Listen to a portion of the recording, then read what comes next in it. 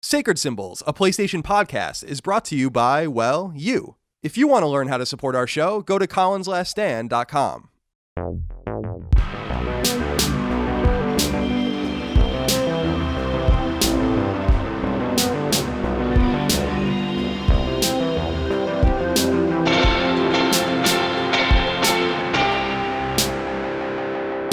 Greetings and salutations. Welcome back to Sacred Symbols, a PlayStation podcast. This is episode 80. My name is Colin Moriarty. I'm joined as always by Chris. His ass is going to Iran. Ray gun. Chris, how you doing?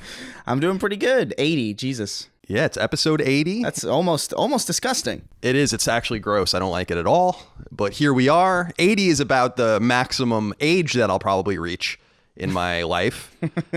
I already feel like I'm 95, so I'm on borrowed time, actually. Yeah. As we move forward. Chris, how are you? How does everything find you? Are you a little you might get drafted. Are you a little scared going over to the Middle East? Nah, if I am drafted, I'm sure I will disappoint very, very quickly.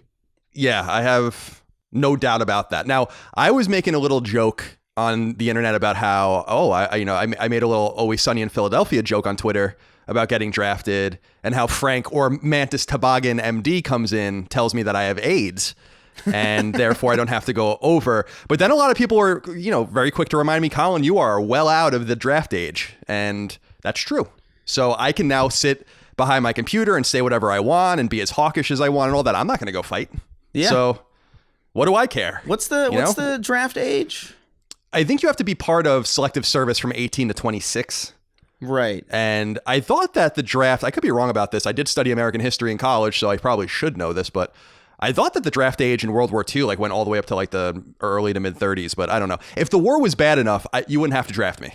But very similar to Chris, I don't think that I would probably find myself on the battlefield. Let's put it that way. Yeah. I might cook wings. Oh. Sometimes. That might be where you're the cook. I'm like, all right, yeah. That would be great. My grandpa on my Italian side was the cook for his platoon or whatever in World War II in China and India and stuff like that. So it is a necessary part of combat. I don't think he got to take on the enemy, unfortunately. Or fortunately, depending on how you look at it, I guess. Yeah. Well, thank you, everyone, for tuning in. This is the first episode of Sacred Symbols, a PlayStation podcast of the new year. So very happy New Year. Nick Vitimo wrote into us on Patreon, actually said, "Hey, cuties. Don't have a question, but just wanted to say, I hope you all have a successful and peaceful new year in 2020. Well, we wish the very same for all of you. Chris, are you enjoying your new year so far? It's another one. Oh, it sure is. It's another year. It does feel like one of those, like the 20s seems like a strange time period to actually exist in, because it seems so old. It is. I mean, we talk about the 20s and the 30s and thinking about the 1900s, obviously, or even further back if you're really old and really nerdy. But when we, if we have kids or our generation has kids, then they'll look back at the 20s and they'll be talking about now. Yeah. Which is really not okay. That's actually gross. Come to think of it. Yeah. That's the gross part about it. It's really off-putting.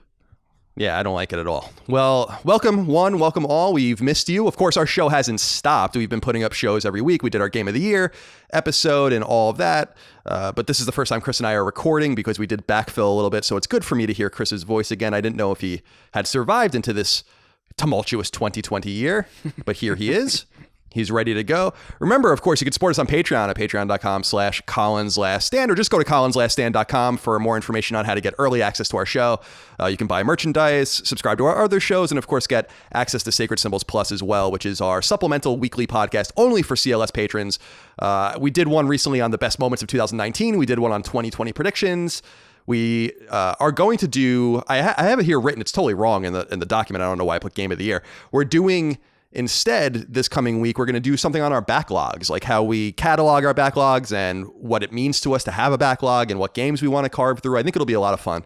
And we will, of course, solicit questions, comments, concerns, thoughts, and ideas from the audience. Of course, you can submit those to our regular show as well, and we'll have plenty of those to work in as well. Of course, if you are just tuning in for the first time or it's been a while, we did announce our PS4 and Vita game that's coming out in the coming months called Twin Breaker, a Sacred Symbols adventure.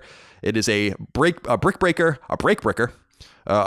with a little bit of a story. It's a nice, fun, and accessible game. We're really excited to show you more. We'll have more on that soon, including information on physical releases for both PS4 and for Vita, and hopefully a release date soon as well. I'm really the holdup on that because I have to finish the story, but I've just been a little busy moving across the country. Yeah, it's a big change. It is. Are you back in California now, or are you still in New York? I'm still in New York. I'm here till the 11th. So you have a little bit of time left with the family. Yeah, I got a little bit of time. Did you have the promised Puerto Rican meal? Or meals? Insane. Yeah. Insane. I think I might have gained weight for a little bit, and then like the next day it was gone. But like I think I actually I gained for a second there. Well, you really are a svelte young man, and I don't know where the food goes in you, but I've told you to really enjoy it while you can, because before you know it, you're going to look like a fucking pear like I do. I can't wait. And then, oh God, I actually can't wait either. We're going to roll you around like, who is it? Violet Beauregard in Willy Wonka and the Chocolate Factory. We'll paint your face blue. I haven't thought about that movie in like a decade. Oh, it's so good. That movie is one of my favorite movies. It's an eminently watchable movie. I'll watch that movie over and over again. And I don't even like candy or chocolate.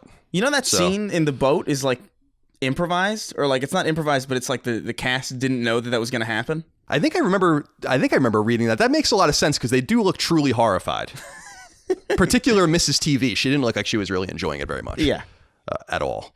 Chris, I also have to say, we're thinking about our Australian friends. Yeah. There's fires ravaging the continent of Australia. We have thousands of listeners in Australia, and so we want to just let you know that we're thinking about you. Of course, people can go, I don't want to I always feel weird calling out specific charities because then I feel like I'm leaving others out typically, but there are, I think, a few different ways you can meaningfully give money and resources to help what's going on down there. Obviously, we've had fires in California recently and all of that, but these are exponentially worse. Yeah. And I've been seeing a lot of very valid feedback from people being like, well, we heard about when the Notre Dame was burning down because of a flicked cigarette, apparently. And we obviously all the California fires and all that, but this is so much worse. And so we're just keeping everyone in our minds. And if you can give a few bucks, please do, because I'm sure every little bit helps. And we both have Australian friends, so it's tough. It's very tough to watch. That shit is honestly like the most insane thing I think I've ever seen.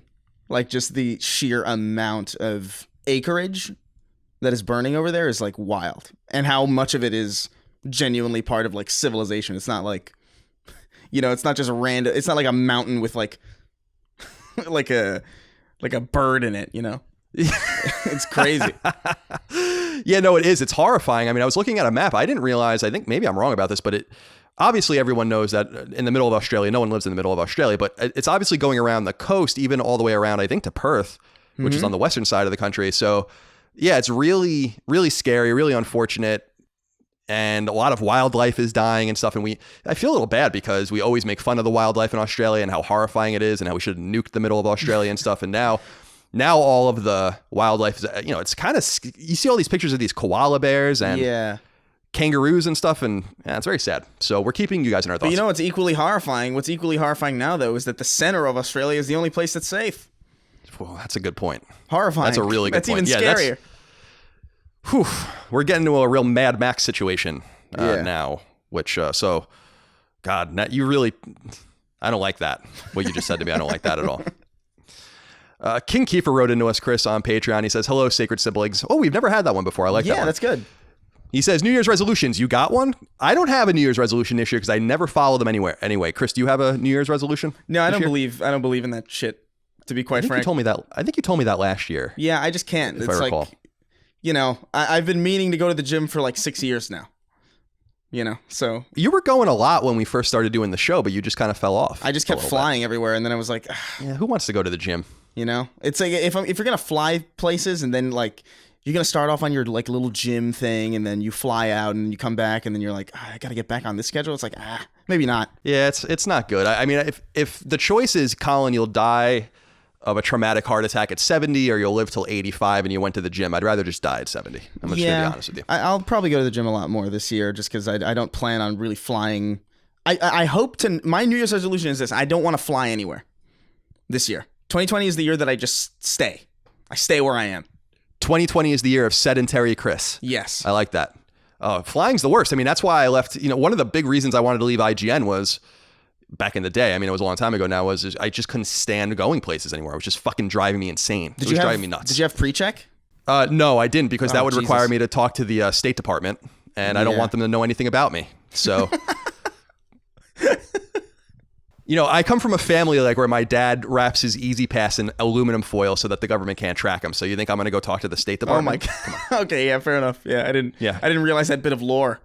Yeah, that little bit of Jerry Moriarty lore. Yeah, he sometimes, because he goes in and out of New York City all the time and has for, he was a fireman in New York City until he retired, but he would sometimes skip using the Easy Pass on every other toll so that the government couldn't track his movement, which I loved. I mean, my dad's fucking hysterical. I love that stuff. It's hysterical, especially because he's dead serious. That's the best part about it. Dead serious. King Kiefer Doe did say, I think Colin should get a Ninja Foodie. I think that's like a blender. He said, you can cook almost everything in there, maybe bring back down that cholesterol by steaming some broccoli. My good friend. King, shut up. Chris, he says, yours is easy. Obviously, a tattoo of Colin to express your undying love for the old man that introduced you to my ear holes. The question that remains, where do you get it? I'll take my comments off the air. Please do. Chris, where will you get your Colin tattoo? I'll get it on the back of my head, so when I inevitably go bald at age 55, I can, people will be forced to look at. I have a photorealistic tattoo of your face staring directly facing behind me on the back of my head. I love it. It'll be like a Voldemort situation from the first Harry Potter movie. Yes. Where he takes the turban off and Voldemort has moved into this guy's scalp for some reason. It also reminds me a little bit of the Never-Ending Story. You know that enemy that has like the different card faces that spin? Oh yeah. Have you seen that? You know what I'm talking about? Yeah, I know you. The way you've described that makes me think of the Nightmare Before Christmas mayor guy. Yeah, whose head would spin. That as well. It's not good. I don't want to talk about that anymore. Chris, we do have something interesting to talk about though here. Liam McNulty wrote in to us about this, and I feel like ignoring this would be so fake. Because so many people have written into us about this, not only on Patreon, but just generally. And we are anything but fake. We're dumb, but we're not fake. So Liam McNulty, I want to field your question comment here that a lot of people have been asking. He says, hey guys, my comment is aimed at Colin. Of course, we'll get Chris's feedback on this as well. He says, how do you feel that PS I Love You XOXO is coming back? I know you don't really like to talk about what happened with Kind of Funny. You've been the bigger, more mature person throughout. I don't know about that.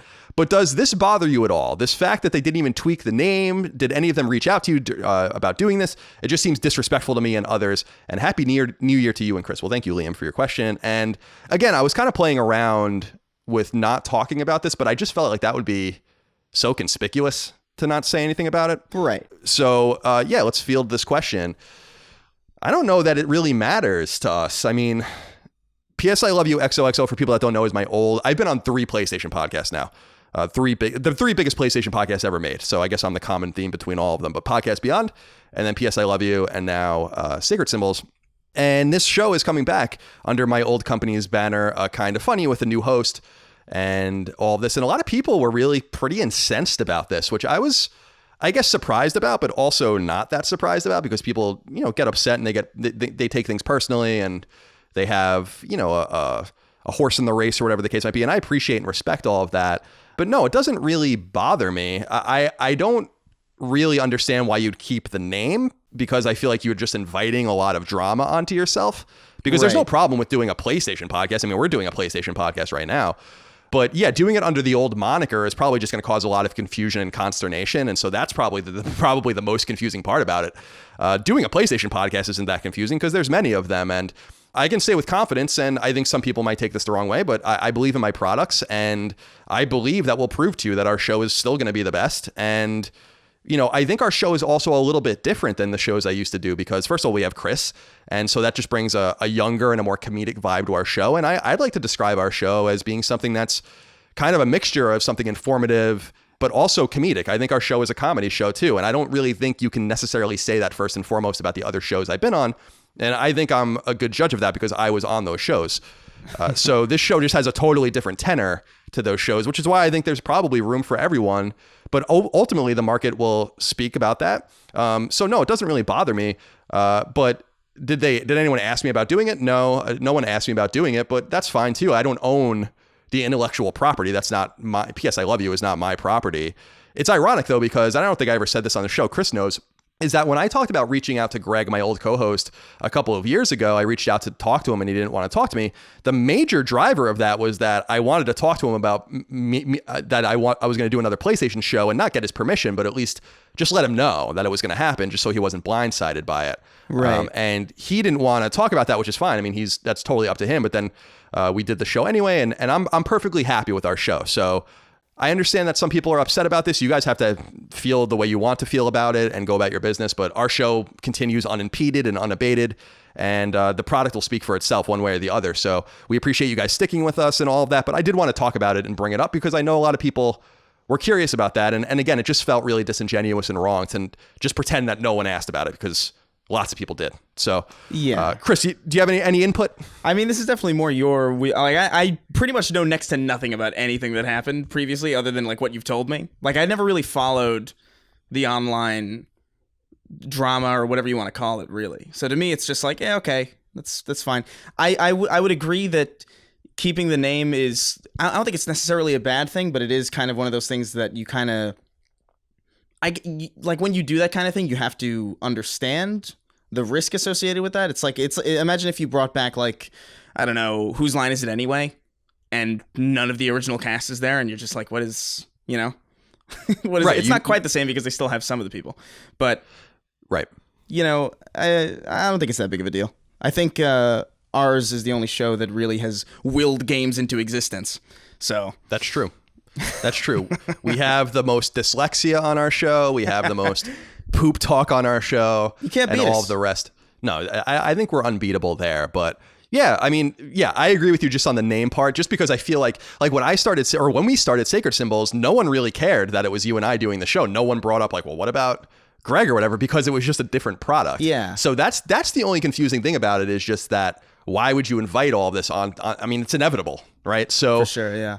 That's the weird part. But, I wish them the best, and the market will speak. But yeah, we really believe in our show, and we appreciate the competition, and we will continue to do what we do. And I think we'll continue to do it the best. So you guys will be the judge of that in the end. And if we don't do it the best, and you guys just want to stop listening to our show and stop supporting us, then we'll just go be hermits in the woods somewhere. There's nothing I can do about that. Yeah, I'll find a nice little mountain shack. Oh, that sounds really great. The train's coming. Can you hear it through the mic? Oh, yes, I can. The train's coming through. Oh, it's never stops. Never, ever stops coming here. All right, Chris, let's move on. Alex Gidley wrote into us. We have a few corrections to get through. He said, "Good morrow, my favorite guys." And he wrote favorite with a U, which is also unsettling. Don't like that. He says, just a small correction from episode 78. We were talking a little bit about the Tudors, which I'm still watching. He says, Henry VIII was actually skinny and reportedly very attractive when he was courting Anne Boleyn. He only became fat after a jousting injury he sustained in January of 1536. Boleyn was executed in May of the same year. So in the part of the Tudors Colin was talking about, Henry would have been skinny and not a complete lard bucket. Well, fair enough. But I still, I can't help but when I watch these older shows, I'm like, what does everyone smell like? That's what I always think about. Oh, yeah. What do these people smell like? I think about that, too. Yeah, like, it's got to be really rank, huh? Yeah, I bet. I mean, it's gross. Because everyone looks dirty, like, even the clean people. That's exactly right. And I think I could be wrong about this because I'm definitely not an historian going back to European history or whatever, but I feel like people also didn't take baths almost ever. I feel like I think that they thought it was bad for you. I know that they took, like, rose water and put it on them and stuff like that to, I guess, make themselves smell better. But I just can't help but think about that when I'm like, wow, these two serfs are making out. I'm like, oh my God, the fuck is going, I don't want to see that. No, they should have smell-o-vision for that stuff. I know. Be careful what you ask for. No. Michael Harrison wrote into us and said, hey, CNC, longtime listener, second time writing in, small correction. In the past 79 episodes, you say that Sacred Symbols drops on Fridays for you freeloaders out there. Just wanted to point out, I am not a freeloader and I still receive the podcast on Fridays. May I suggest something along the lines of for you freeloaders and cheapskates out there? That's not a bad idea. Yeah. All kidding aside, this actually did confuse me a bit when I signed up on Patreon, but to be fair, it's because I apparently can't read. Love the pod. Keep Tuesdays great. Yeah, fair enough, because you can support us on Patreon and still not get the show early depending on the level you're at. So that's fair enough. You're not all freeloaders. Some of you are freeloaders. You're scallywags. I'm going to call you all scallywags. Yeah, that's a good one. That's not used too often. Yeah, we'll keep it we'll keep it appropriately middle-aged, and we'll call it Middle Ages, not middle-aged. Wrong word. And we'll keep it there. Ben wrote in and said, Colin, Shuttle Tidarium was the Lambda class model T4A shuttle stolen by Ninum. I already hate this comment. And used by Han and his strike team to infiltrate Endor's forest moon, not the Emperor's shuttle, as you stated last episode. Tidarium's code clearance is an older code, but still checks out. Unlike your knowledge of Star Wars, you goddamn nerd. Whew. You're a nerd. Wow. You're the nerd in this situation. I know, Ben. I think you got to look in the fucking mirror. Nerd. We just abuse. We're just abusing these people. I know, our show just grows and grows. I think there must be like people just like are gluttons for punishment that listen to this show. Yeah. Because as the show grows and as our Patreon support grows, we're just meaner and meaner. So we'll just keep it going. Nolan Stokesbury wrote into us and said, "Hey, my dudes, update on my apartment fire." So we'll remember, I think it was episode 78-ish that we heard from Nolan about how his apartment burned down and he lost everything. And we asked if it was his fault. That was like the biggest question I had was, what is it his fault? And he says, "No, it was not my fault. I had not been home for a few days and randomly received a phone call that my electric stove in the apartment had somehow malfunctioned," and he puts that in quotes, "and caught the entire kitchen on fire. I live in a newer 21-story apartment building, and once the fire was ablaze and the sprinklers came on in my unit and put the fire out, so luckily no other units were affected, but mine was completely burnt to a crisp and soaking wet. I had renter's insurance, and I'm glad I did because I'd be straight screwed right now. Anyways, no, I did not have my Vita on a keychain, but I don't even remember saying that. But I wish I did because it was on my counter in the kitchen, and no lie, all that was left on it was ashes. But no worries, my Uncharted Golden Abyss saves were backed up to the cloud. Hope you guys had a good holiday, and thanks for never missing a week. You're very welcome." I'm sorry to hear that, Nolan. Well, I'm actually really glad to hear it wasn't your fault, because then that would have actually been way worse for you. Yeah. But nonetheless, it's really terrible. I know that a lot of people also want to hear more. Part 4, I think it would be, of the story about the guy who shit himself on the date. He can write in at any time he wants and fill us in, because, of course, the most intriguing part of that was that the woman slept with him later on. Like it actually worked somehow. Yeah, so I mean, God help us. Hey, if it can work for him, it can work for any of us. I might go shit myself on a date sometime. Brandon Hardman wrote into us and he says, "Is honey a condiment?" Chris? I guess. Is syrup a condiment? I don't know. I guess it would be. It's on more the of a table. sauce, isn't it? It's more of a sauce. But isn't also, like, you can get like the Heinz chili sauce in a bottle. Is that a condiment or is that I don't know. This is a really... Is it a condiment just because it comes in a bottle? I don't think so. Is that what determines that? That can't be it. That can't be. No, because then like shampoo would be a condiment. Yeah. Condiment is such a disgusting word, by the way. I hate it. Yeah, I'm not a fan of it. I'm also not a fan of how some people misspell it as like condom. And then, you know, there's a lot of illiterate people out there, if you haven't noticed, on social media and stuff like that. Got to learn how to spell. Everyone's got to learn how to spell their words. But is honey a condiment? I don't know. Remains to be seen. I'm not a huge honey fan. Do you like honey? Not really. I thought I did because I liked Honey Nut Cheerios growing up, you know? And I would and I knew what normal Cheerios tasted like because my grandma would always have the what is it? The default Cheerios that tasted like kind of cardboard. Yeah, of course. Yeah. And so I was like, "Oh, Honey Nut Cheerios taste way better. So this must be what honey tastes like." But then you taste honey and it's like it's not what it tastes like at all. It just tastes like like bitter how do you know? Like it tastes like how I imagine Flex Seal would taste. You know? Just bizarre. It probably has the same function as Flex Seal too. You can put the screen door on the bottom of your boat. Love that. Yeah. I love that little thing they do. Set out to the 7 seas. I love that. In your Flex Seal airboat. Those guys are so fun with their Flex Seal. Phil Swift is insane. That man is like on another level. He has a lot of passion for the various products he hawks. Yeah, which I respect. I respect that. Yeah, definitely. Matt Sedapani wrote into us and said, "Hey guys, my wife and I recently started to rewatch Seinfeld. During an episode, I started to think about sacred symbols. Then I realized something. The first 20 plus minutes of every episode of Sacred Symbols and every episode of Seinfeld share a common thing, a show about nothing. Keep up the great work." I agree. I mean, Chris and I are both massive Seinfeld fans. So if people are familiar with the show, they'll also know that we pretty much make a Seinfeld comment every episode. Yeah. So at least one. Yeah, there's got to be some way we can wedge in something in there. So we're glad that you're rewatching Seinfeld. And we will take any compliment of our show being similar to Seinfeld. That's a great compliment to us. Yeah. No doubt about it. Spencer Yeldel wrote in and said, "Hey, CNC, just wanted to make a comment on something you said regarding the DualShock 4 light bar a few weeks ago." So we were talking about, I think he brings it up here, actually. He said, "You made a reference to something Sony said following the release of the console, that they can't turn the light off for some reason because of the way the controller is manufactured, but I call bullshit on that. I recently hooked up my DualShock 4 to my PC to use on Steam and was shocked to see the controller settings in Steam that allowed me to change the color at will, adjust the brightness, and even turn it off while the controller still works just fine." This is a really good point. and I guess we're not really eloquently saying it as well. And obviously, I'm not a technologically advanced person, but I guess what I should say, Chris, is that the DualShock 4 can't work with the PS4 with the light off.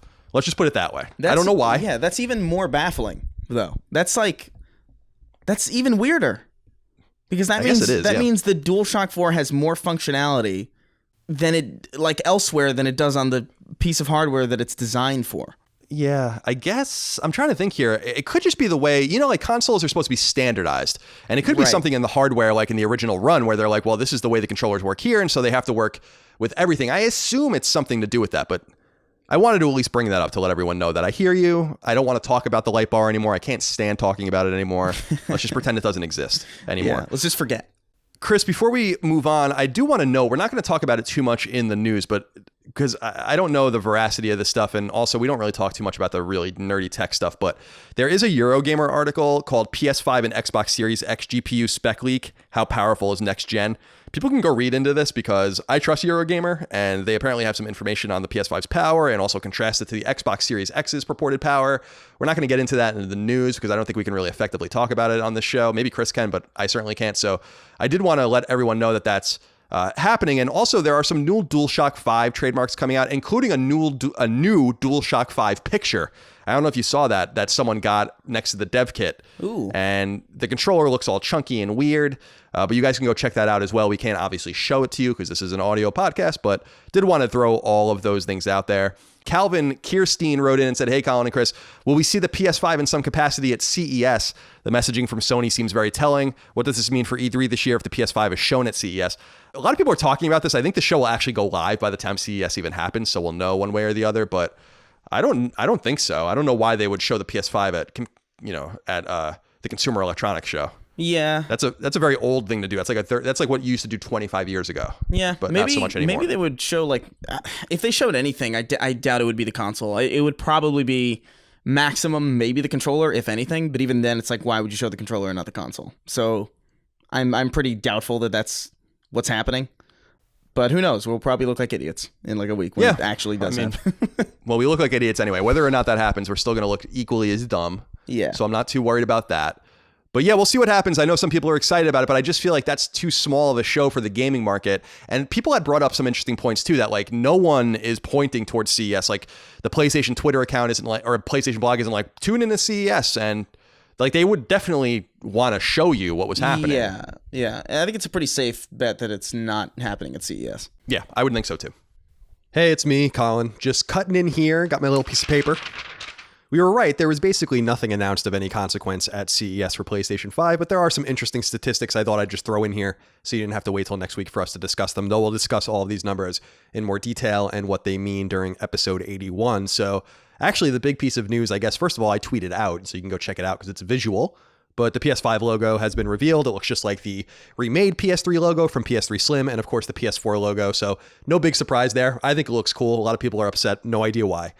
But the big numbers are 106 million PS4s sold through the end of the year, through the end of 2019, with 1.15 billion pieces of software sold. I did a little bit of math. Now I'm no mathematician, but I come out to 10.84 on the attach rate. So that's pretty good. 10.84, so almost 11 games sold per console. Not too bad. Sony claims there are over 100 million active users every month on PlayStation 4 on the PSN, with 38.8 million PS Plus subscribers. And maybe the most interesting number of all, actually, is the 5 million units, or more than 5 million PSVR units sold now. So not bad. So that's that is everything that was at CES. The logo, which I tweeted out, so you can check it out. Visual, obviously, because it is a logo. 106 million PS4s sold, 5 million PSVR sold, 1.15 billion pieces of software sold. That's obviously retail and digital. 100 million plus active users on PlayStation 4 every month. 38.8 million PS Plus subscribers. Not too bad. Back to the show. Actually, that doesn't really make any sense because you're already listening to the show. So back to the show we already recorded. We'll see what happens. We'll keep an eye on it, but don't count on anything. And Andrew Cuccieri wrote into us. Cuccieri said, "What's up, Crazy Colin and Cookie Chris? I don't like it when you guys call Chris Cookie Chris. I just don't like it." Yeah. He says, "Hope you are both doing well and had a great holiday, even though the decade doesn't technically end until January 1st, 2021, if you want to be a dick about it. Just wanted to ask you what some of your picks would be for the game of the decade or generation. As someone who has never gotten heavy into the RPG genre, then after giving this game a try and not liking it, then going back 6 months later, The Witcher 3 has become one of my top 5 games of all time. Love you guys and got your back for life. Well, that's very nice of you, Andrew. Appreciate you. Chris, the decade is technically not over. Everyone knows exactly where I stand on this, but nonetheless, I'm going to relent and say that the decade is over because there was no year zero, of course. Yeah, exactly. But are there any like standout games from this decade that stick out to you? Because my original answer was going to be, BioShock, but that's definitely not from this decade. So it would probably be something like The Last of Us or something of that nature. But what games kind of stick out to you? Yeah, I mean, it's such a hard thing because that's like 10 years. That's from Mass Effect 2 to now, you know? Right. That's an insanely huge leap of like tech and, you know, AI and what games can even really be. So that's a pretty rough list to narrow down. It would have to be a whole list of things. But I would definitely say if I had to go based on like solely on what I thought the best game this decade was, I don't know if I could do that.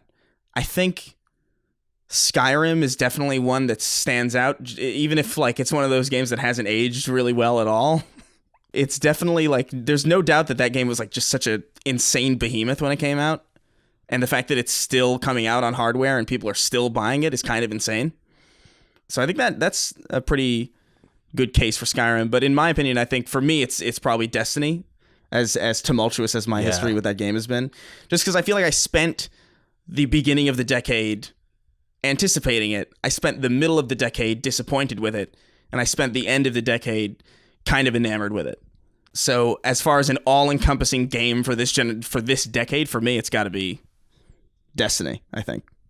Yeah, that's a great answer. I actually didn't even think about that for you. Yeah, and I don't know why, but yeah, that's a perfect answer. Yeah, I really would have to sit and think about it more. And actually, when I was making this document for this week's show, I did think about it a lot. And I just hate putting myself in a box. I feel like every time I put myself in a box, I forget something. Oh, for sure. And like with Game of the Year, we have to really like limit ourselves and all that, which is part of the fun, I guess, is to like really limit yourself and challenge yourself to just pick a few things. But yeah, I guess The Last of Us sticks out to me. The Mass Effect trilogy, although like you said, Mass Effect 1 came out, 2007? No, 2008. No, 2007, I guess it was, on Xbox 360.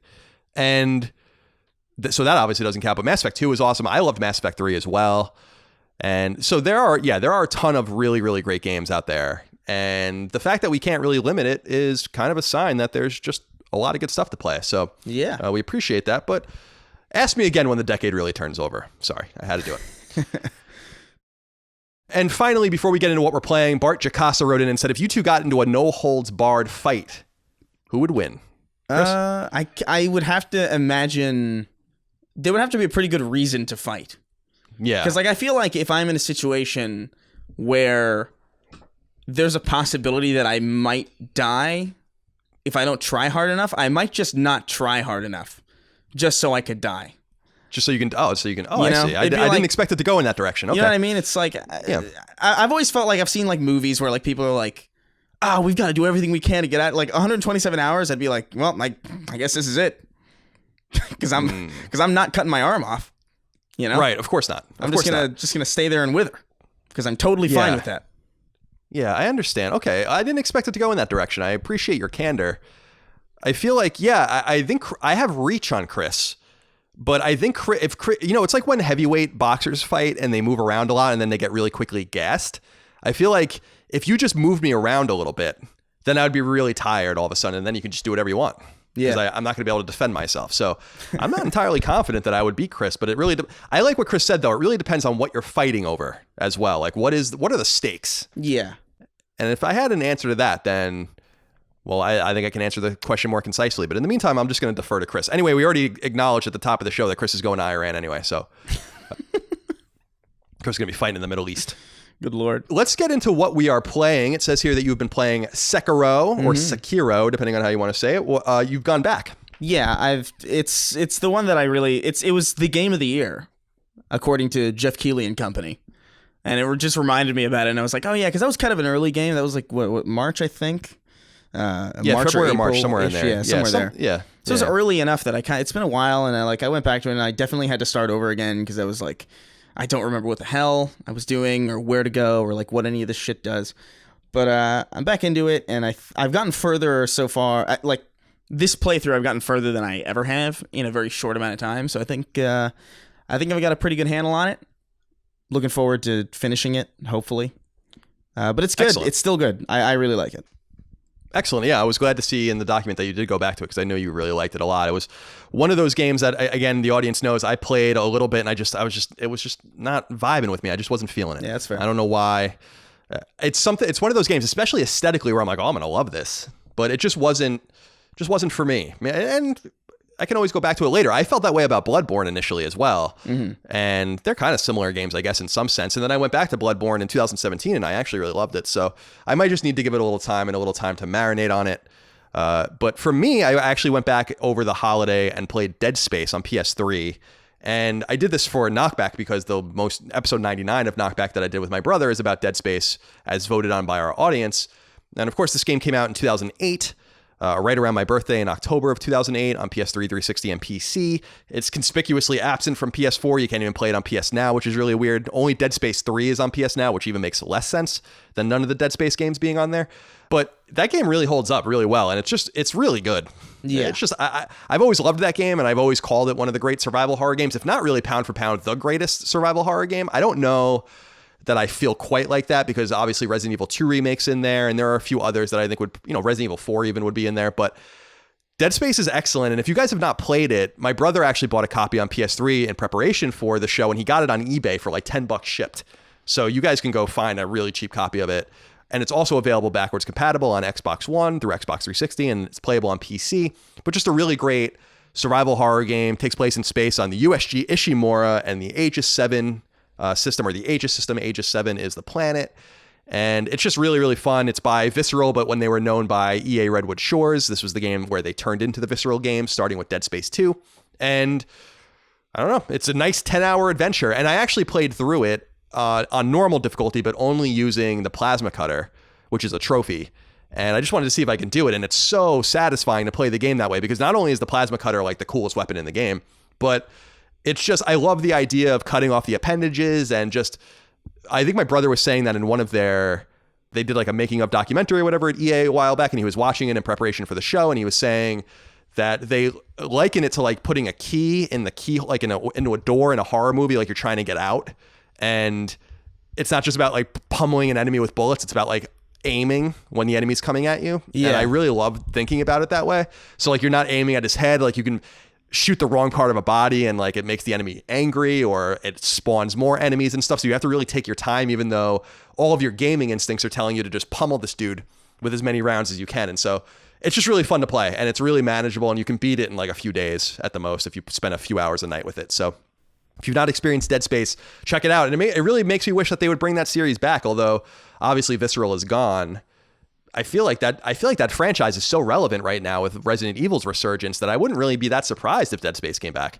Yeah, but I don't think so either. Yeah. I think we're hitting like a pretty good, not horror renaissance necessarily, but I feel like horror is actually kind of I don't think there were any horror games that were nominated for Game of the year prior to last year. Like it's not like a super common thing to see, I feel like. So it's cool to see, Resident Evil 2 last year was actually up there, and it's neat. Yeah, it's awesome. So we'll see what happens. I mean, first things first, though, Chris, let's get these games on fucking PlayStation Now at the very least. Yeah. If not backwards compatible. And it is really conspicuous that there's like no trilogy. Are they not on PlayStation Now?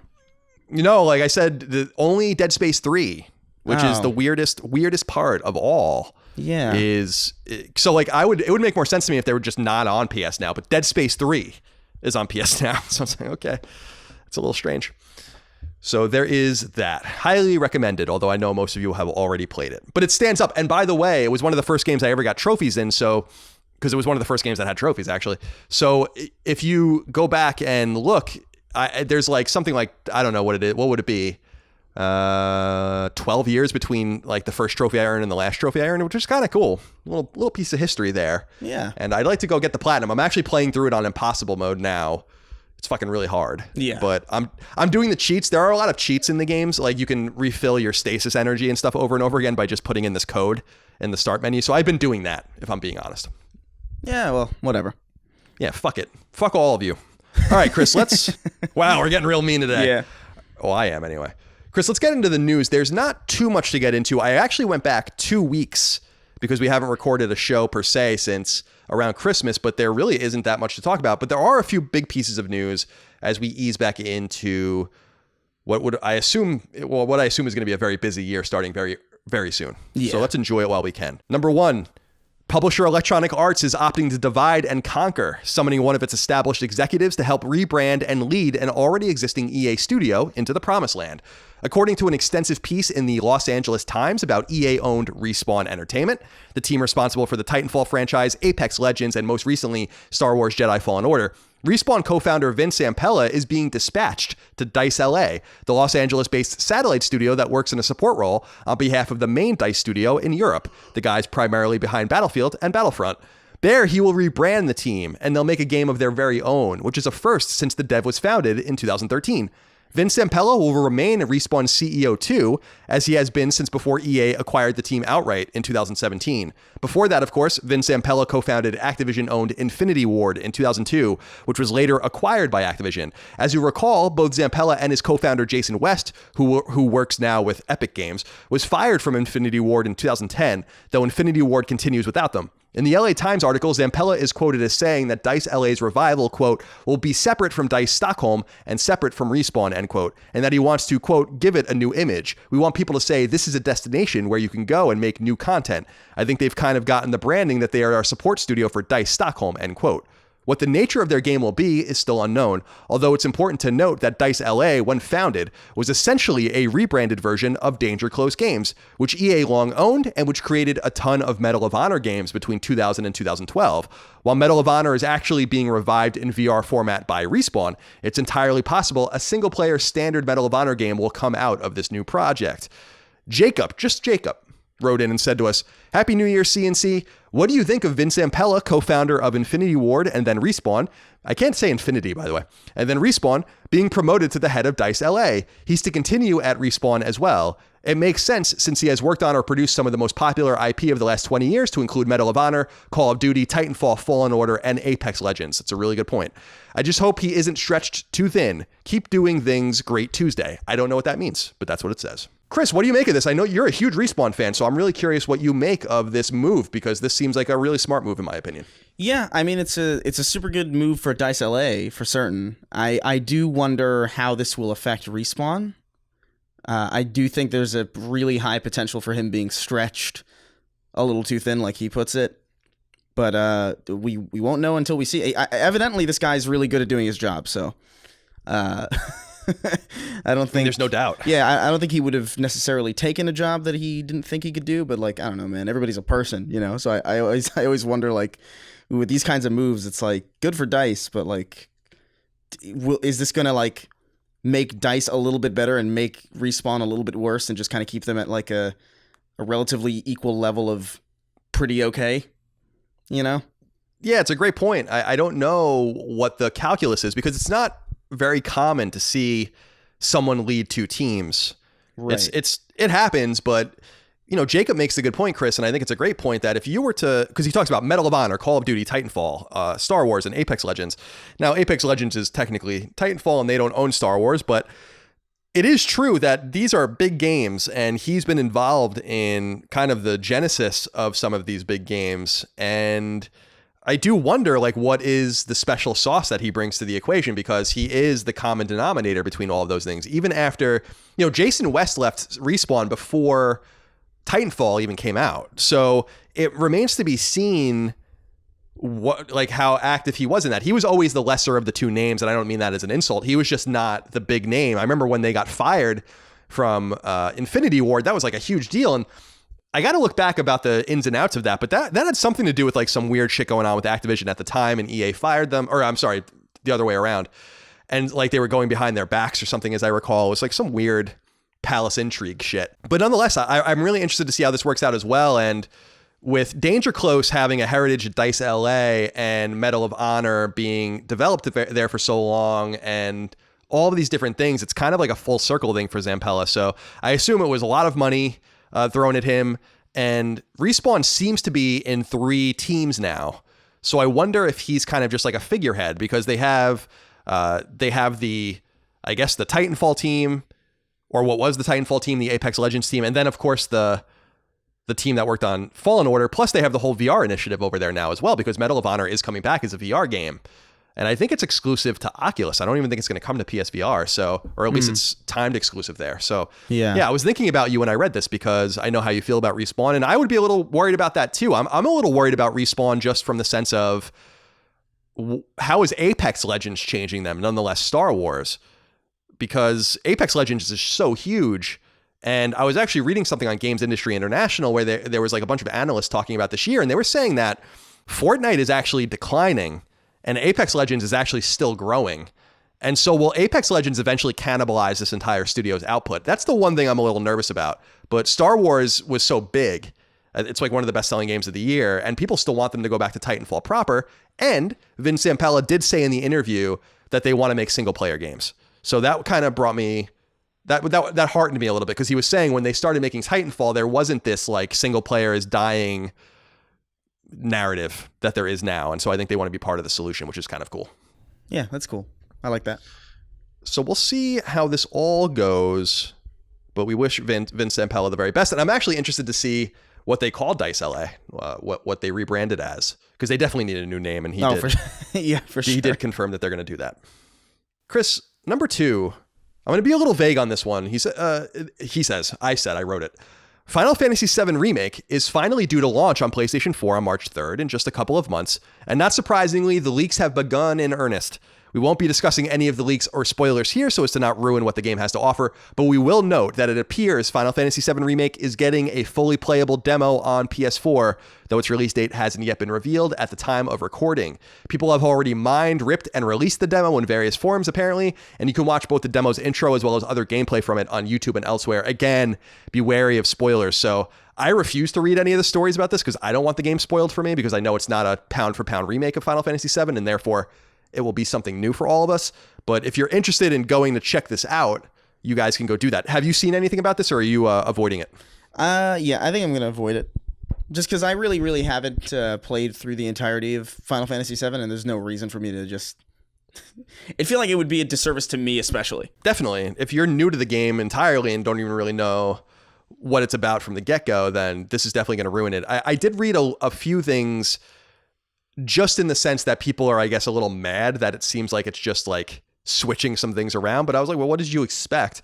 It's clearly not a pound-for-pound remake of the game, and they've been pretty clear about that. But yeah, I'm treating it as a new game. I don't want to spoil it at all. Yeah, I'm not even going to play the demo when it comes. It's inevitably coming to PlayStation 4, obviously, the demo. Because as far as I understand, I think people went into like the metadata or something on PSN and like pulled it off. So it's like there already. It's just not available to download publicly. And obviously everyone likes to ruin everything for themselves and for others. So be very careful out there. My God. I don't understand. What people get like such pleasure out of ruining things for other people. I don't get that. It feels so wrong to me. Yeah, that's why instead of doing that, you could just, play Goose Game or something. Play a game that lets you do that. Right, exactly. You can literally ruin other people's experiences in other games, as opposed to figuratively, of course. Number 3, January 2020's free PlayStation Plus games have been revealed, and by the time you hear this podcast, they will be available to you free of charge, so long as you have an active PlayStation Plus account. This month's big game is Uncharted: The Nathan Drake Collection, the 2015 PS4 compilation by Blue Point Games. Whoa, that combines PlayStation 3's 3 Uncharted games, Drake's Fortune, Among Thieves, and Drake's Deception into one package. The other free game is the bizarre Goat Simulator, which first came to PC in 2014 and to both PS3 and PS4 in 2015. This is the PS4 version. Remember to add both games to your download list, even if you don't intend on playing them immediately, or perhaps even ever, as they'll remain free to you to play beyond January, so long as your PS Plus account is active and they're on your list. These games will be available for free until February 3rd, 2020, at which point the next set of free games will become available. So act now. Nolan Potter wrote into us. Nolan Potter. He says, Charleston Colin and Santa Monica Maldonado. The PS Plus offering this month is the Uncharted collection. Best lineup of all time. Anything better you guys can think of? March 2018 instantly comes to mind as the only competitor, with Bloodborne and the newest Ratchet and Clank title. That instantly came to mind for you because I don't think I can think of any other PlayStation Plus lineups. Yeah. Going all the way back 10 years. I don't think I categorized them in my head. You know, I just think like, oh, it's another month and it's another 2 games that I probably played already. Right. Exactly. I don't really think it's definitely a good value. Oh, it's great. Goat Simulator is a fever dream of a game, but it's got value, I guess.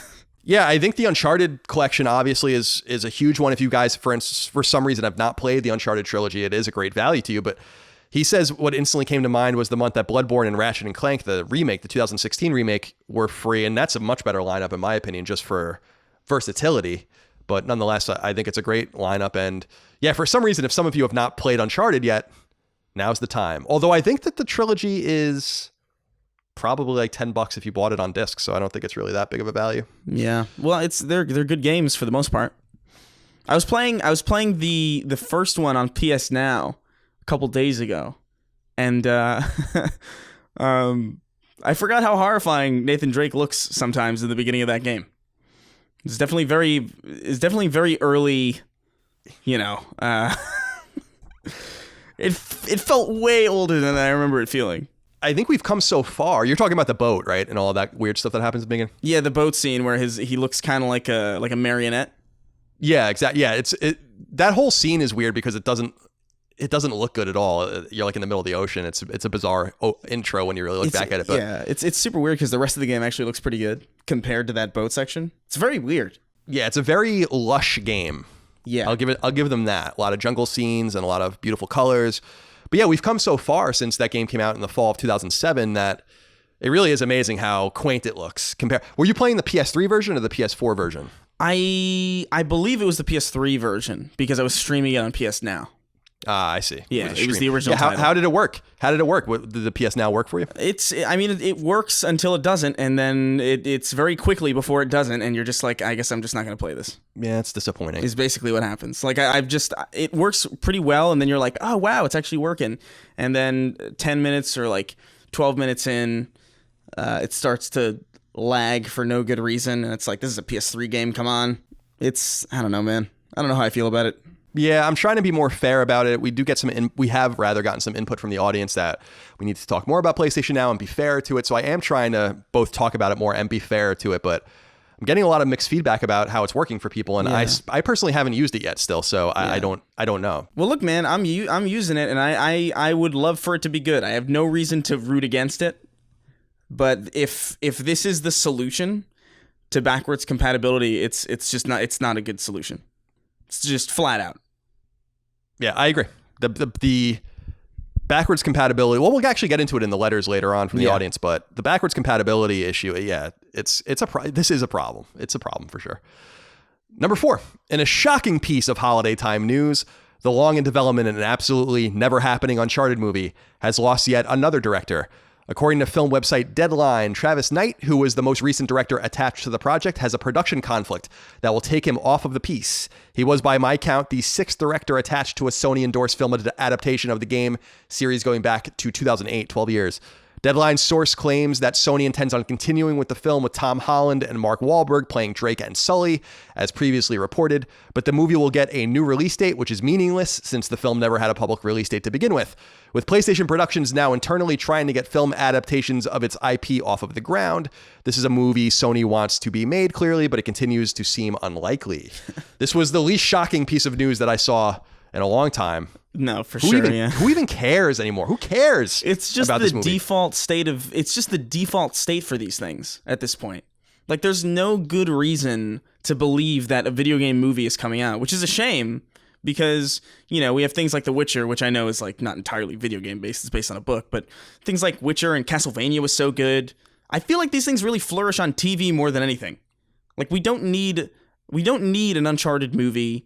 I can't even tell you how many directors the Halo movie has been through since in the last like 15 years. Peter Jackson, Neil Blomkamp, like everybody has touched that movie, and it's still not around, and it's missed its boat. There's no reason for it. It's fine. Is Uncharted even still a thing that would drive people to the theater? That's a big game in the industry, but I don't know if that's gonna. I don't know. I don't think that if you played Uncharted back in the day, you'd see a trailer for an Uncharted movie, and then you'd be like hyped as hell to go to the theater and see it. Like, I just don't know if it translates that well, especially so far after the series' peak, in my opinion. Yeah, I agree with you completely. I think that, well, you have to think Uncharted 1 was 2007, 2 was 2009, 3 was 2011, and then the fourth one was 2016. So I think that they missed their window by at least 5 years or more. And I just think this isn't the first time that Sony has been trying to get these movies off of the ground. And not only with Uncharted, but with others. Remember, there was a Ratchet and Clank movie that no one cared about, and they were developing a Sly Cooper movie that no one cared about either, that I don't think has even left production. So I don't know exactly what the intent is, but I do know that, what is that guy's name? Kizelbash or whatever. He's like one of the European Sony executives, is leading up the PlayStation productions pipeline that they're trying to do now internally to get these IP into into movie theaters. And I just continue to really stress that I think that these two things should remain largely separate. I just don't know. I always feel, and I've said this so much, and I don't mean to be redundant, but I just feel like they're trying to prove something, like, oh, video games are serious. We can make a movie out of it and people will go see a movie about a video game. It's like, I don't care. I want a video game out of you. I don't want a Last of Us movie. I don't want a BioShock movie. I don't want any of this. I want you guys to make video games or make movies. And yeah, with The Witcher, it's a great example. And unfortunately, it's going to lead people down this, I think, dangerous path, because The Witcher has been successful, I think, and it has been really successful in getting people to go back and play the game again, apparently. Apparently, there was more concurrence playing Witcher 3 over the holidays this year than when the game came out 4 years ago. Yeah. Or it was almost 5 years ago now. So when I see that, I was like, oh, that's really great for CD Projekt and Netflix. But I was like, oh, man, this is really bad, because now everyone's going to see, well, we can like butter both sides of the bread now, and we can really like go back into the well and get people to buy our games again that are basically dormant or dead. And I think it's a bad and hazardous path to go on. But there also is the optimistic route where people can see like, okay, well, this kind of cross-pollination works, but only if the television or Netflix or whatever the hell you want to categorize it as, only if that media is well done. So maybe we can't just kind of half-ass a script and like throw together some random, dossier or some random project to be tossed around between 18 different directors. Maybe we really, if we want to get that cross-pollination, we have to actually take this project seriously and treat it as something that isn't just a whole, like, to dump money into. Yeah, definitely. I mean, it's a good point. Because it seems like the current model for television based on games is like, we have a valuable IP and we want to capitalize on that valuable IP to an audience who has never seen it. It's not necessarily, let's make something so good that people will want to dive into our main bread and butter. And maybe that'll be like the proper shift that kind of thing needs. That's true. That's a good point, in the sense that that's probably just an additional benefit of getting the IP out there. Because I don't know what CD Projekt's anticipation was, or expectations were rather, for getting people to play the game again, but I'm sure they're really pleased. And it is funny, you brought up Castlevania, which you and I both love on Netflix. It's really great. I'm not a huge anime fan, but I really love it. And I'm obviously a big Castlevania fan too, and it goes the other direction there, where like Castlevania as a game series is completely irrelevant right now. And the only relevance that IP has is on Netflix with the series. So I guess it's a way to revive something you don't otherwise intend on doing anything with. Although I guess I'm being a little bit hypocritical, because I would love to see Konami revive Castlevania based on the series, which is based on like the Castlevania trilogy on NES, but that art style and that version of Alucard and Dracula and Sypha and everything, really cool. Yeah, that show's so good. There's another season coming out soon. I saw that, and I think it's a little longer too, which is cool, because I think the first season was like 4 episodes or something, and I think it was over in like 90 minutes. I wanted much more, but it's so good. It's very good. If you guys haven't watched it, check it out. Number 5, not surprisingly, Japanese mega publisher / developer Square Enix has confirmed what we already knew. Dragon Quest XII is in development. Word comes by way of a Japanese language tweet from Yuji Horii, the longtime lead of the once Enix developed and published JRPG franchise. As translated by website JapaneseNintendo.com, the statement said in part that Dragon Quest XII entered production in 2019.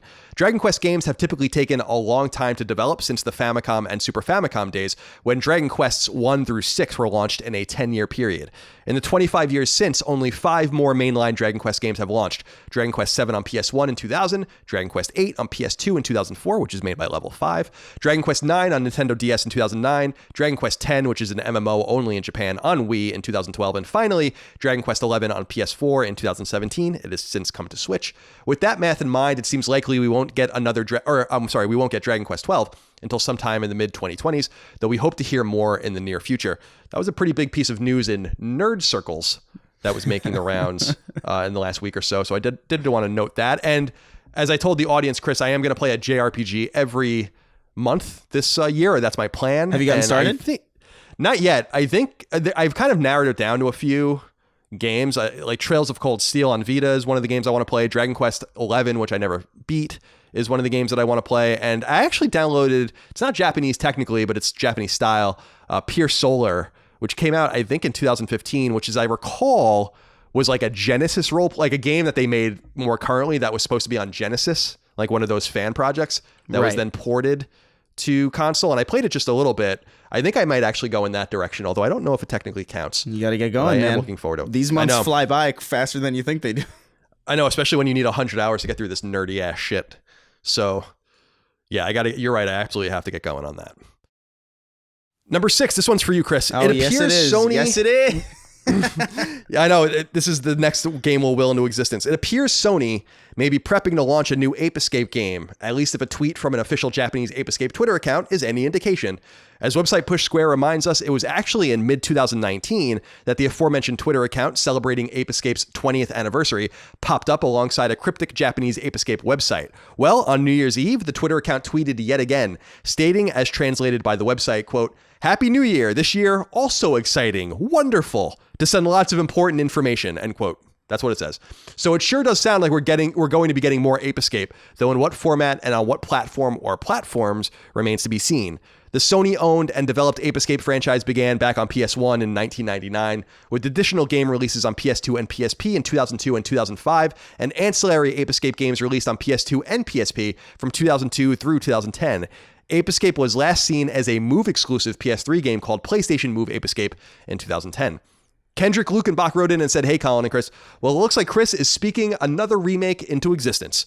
A new Ape Escape 20th anniversary tweet appeared on New Year's Eve with the following tweet," and he notes what the tweet says. "Chris, keep speaking games back into existence, please. We need our legacy of Kane back.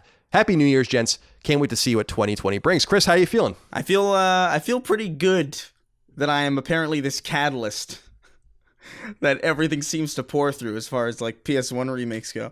I love it. I feel like there's nothing that I've said that hasn't happened yet, and nothing that I've said can't happen now. Because Ape Escape is one of those things that I'm like, who the hell cares about this? You know? It's weird, right? Yeah, I'm with you. I don't know who cares about it. I don't know. And that's all that matters, evidently. They must be listening. You have wonderful arcane powers. They're definitely listening. They just pretend that they don't. Yeah. You have wonderful arcane powers, and I want you to keep it up because it's exciting. These are exciting times for all of us. All right, Chris, number 7. As multiple sources have pointed out, it appears that Swedish studio Frictional Games is preparing to reveal its next title. Frictional Games' website now points to Next Frictional Game in one of its navigation dropdowns, which in turn leads to a website that contains only a weird pulsing object of some sort that almost looks like a bullet hole or something. You guys can go look at it. It's not, but that's what it looks like. This is fairly significant because Frictional's 2015 horror game Soma was a pretty big hit when it came to both PC and PS4 that year. Frictional Games was founded in 2007, the same year the company released the first of its 3 Penumbra survival horror games, which were only on PC.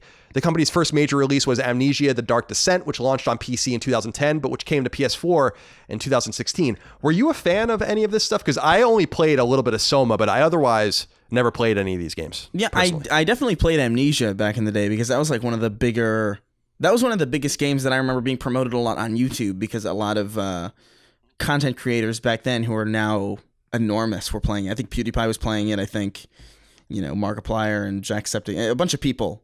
I think now the biggest channels in the world, as far as video games go, started with that game, or at least started around the same time.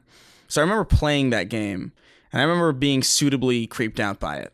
I never played Soma, though. Yeah, Soma I played only for a little while. I always get distracted when I play games.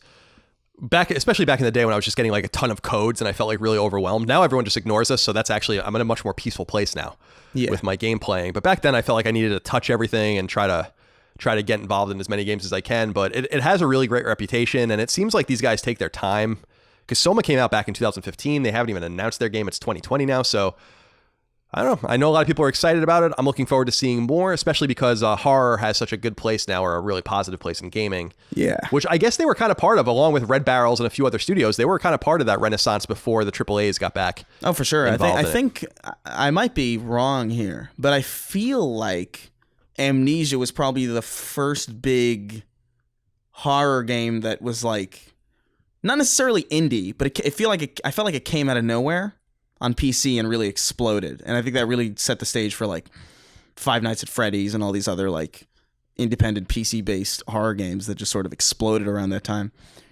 Slender was another one. Slender, that's right. That was huge, I think. That game sucks. like for real. But it's actually pretty important. I feel like people are desperate for horror games. I just feel like they're desperate for... It's very similar to films where like when there's even a half decent horror film, people really grapple onto it because it's somewhat rare to find, an Ari Aster, rather. I loved his movies, and I just watched that movie Us a couple days ago, which was I never saw the other one, Get Out or whatever. I thought Us was pretty good, but it was weird. Yeah, weird as shit, the last horror movie I saw was Cats. Did you go see it? I did. Oh my goodness, what was it like? Listen, man, there's nothing like it. There's nothing like Cats. It's a whole film about cats introducing themselves, singing a song, and then exploding. And I'm not even exaggerating in the slightest. Why did you want to go see it? You just wanted to have a good laugh? No, I was really curious because I don't know if you heard about this. This is like not PlayStation news at all. But the Cats movie that came out had so many CGI errors in it that they patched the movie. The movie had a day one patch. It's awesome. Which is amazing, and I wanted to see it before they patched it out. They patched all the stupid shit out, so I got to see the broken, completely barren version of Cats where you see human hands occasionally, and it's like, yeah, I saw that Judi Dench's like wedding ring is in a scene or something. Oh like that, yeah, some weird shit. It's a mess, and it's wonderful. I would totally recommend seeing that movie whenever you can. Did you see the John Travolta movie that came out recently that's directed by Fred Durst? No, I didn't even know that happened. What is it called? It's very real. It made a whopping, let me check this, $3,000 at the box office. Like, how is that even possible to make $3,000? I don't know. I don't know how you have a movie with John Travolta in it and you make $3,000. Keep on rolling, baby. That's awesome. Fred Durst is getting involved in his directorial debut. Oh yeah, or maybe he's done other ones. There's a scene where the main character plays a Limp Bizkit song in the car, and it's of course just so self-congratulatory. I love it. Now I can't hate because I love Limp Bizkit, but of course I do. So all right, Chris. There's just a brief wrap up. Number 8. The very strange Untitled Goose Game, which Chris brought up earlier, which came to PS4 in mid-December, has surpassed 1 million copies sold across all platforms, according to its publisher, so a massive success for them. And story-driven FPS Void Bastards has been rated for release on PS4 by PEGI, the European Games Rating Board, according to website Gamatsu. That's fairly significant because that game apparently is heavily inspired by BioShock, so I'm really looking forward to checking that out. I think it's already on PC, but I have not played it there. Yeah, I've seen some people talk about Void Bastards, and it looks really cool. Void Bastards. Also a good name. It is. It surprises me too because there was I can't think of what the fuck the game was called. There was a game on PS3 like years ago that was originally called something Bastard, and they renamed it. They had to rename it because Sony had a problem with it. God, I wish I remembered. Someone will write in and let me know what it was. And now Void, if I were them, I'd be like, what the fuck? Now you're releasing a game called Void Bastards? We had to rename our game and ruin our entire marketing campaign for this shit. That's so shitty. Yeah, I wish I remember what it was called. So can you just not... I guess you just can't have certain words in the titles of games, even if they're pretty tame? I guess so. I guess this has changed now because if it's rated by PEGI, then it's coming. So yeah, I wish I remembered what it was. I could easily look it up, but someone will just look it up for me and then let me know. Yeah, we should have called our game, I don't know, Dipshits United or something. Dipshit bitch ass. Dipshit. A Sacred Symbols adventure. Well, there'll be time for that. Maybe that will be the sequel to Twin Breaker. We'll have to find out. Dipshit McFuckass. God help us. All right, Chris, it's time to get into the new game releases, but there is no drop again this week. I guess there are no games coming out this week, which is good because it'll allow it. I'm getting sad at the lack of, like, I miss reading them.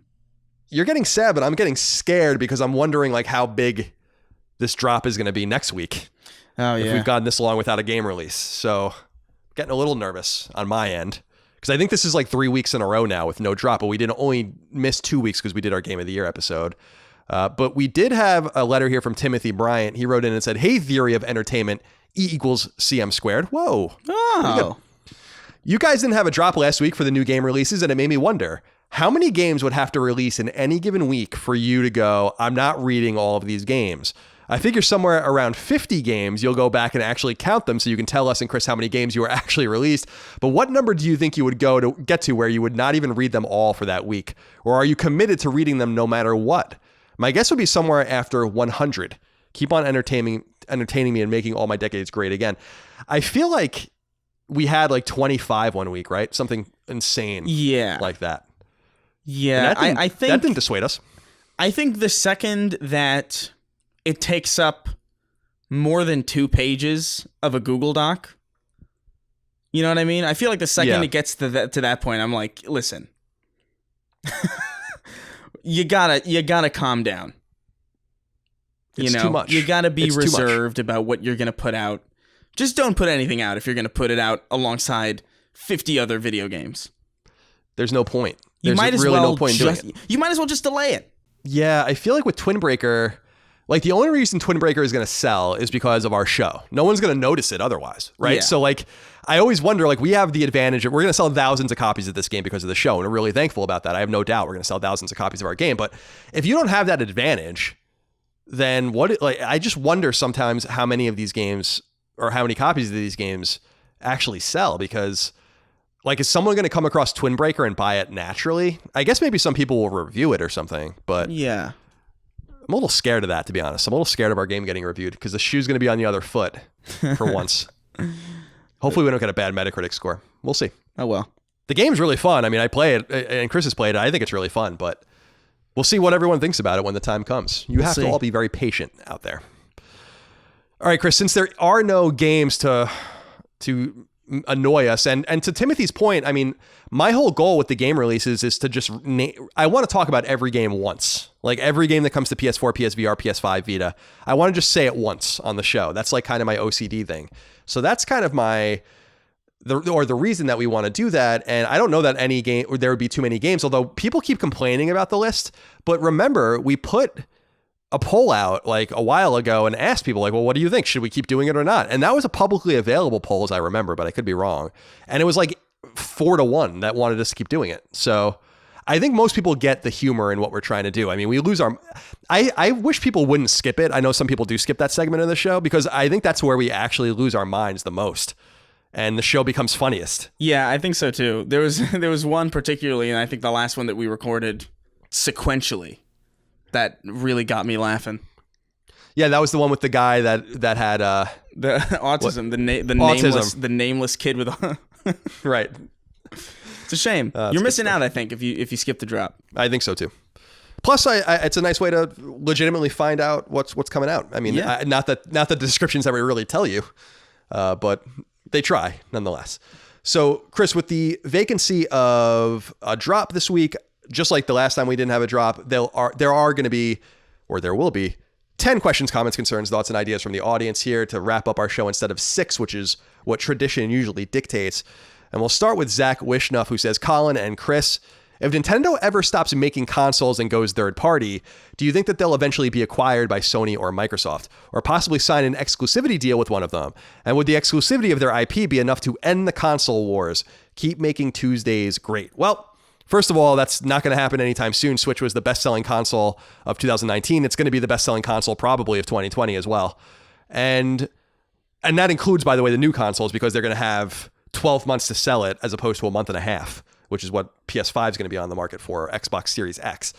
But this was a question that came up during the Wii U era quite often because the Wii U was such a disaster and the 3DS wasn't really selling great either, that people were wondering what their move would be. Chris, my opinion on this, and this is just conjecture because it's not going to happen, is that they would go with Microsoft because they have such bad blood with Sony going back to 1990 and 1991 and to CES, ironically, when they were supposed to reveal the PlayStation add-on for Super Famicom, that I think that they would go with Xbox and try to screw them.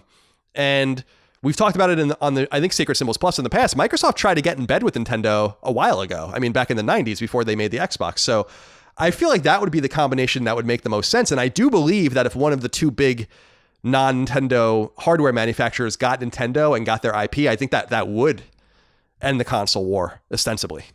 What do you think? Yeah, I mean, I think you're probably right. I don't think that's ever going to happen, though. And I think what's most likely to happen is if Nintendo ever abandons console manufacturing, they'll just do what other companies do, and they'll have like a launcher and an app that you can launch on anything, and they might just make kind of peripheral hardware to facilitate a more nostalgic feeling when using that. Like, I feel like they're more likely to build GameCube controllers for PC or GameCube controllers that sync to like an iPad running, Nintendo Online and running emulators for all their games than they are to get in bed with any of the major publishers or getting in bed with any of the major console manufacturers, especially Microsoft, because they're an American company, I would imagine. Yeah, I mean, that's the big sticking point probably, but with that, it just doesn't seem like Sony and Nintendo like each other. So that's true. Yeah, so I don't know. I think you'd have to chase the money, but I still think, and we've talked about this in the past, I still think it's entirely possible, and I think even smart if Nintendo released Virtual Console or something on the other consoles.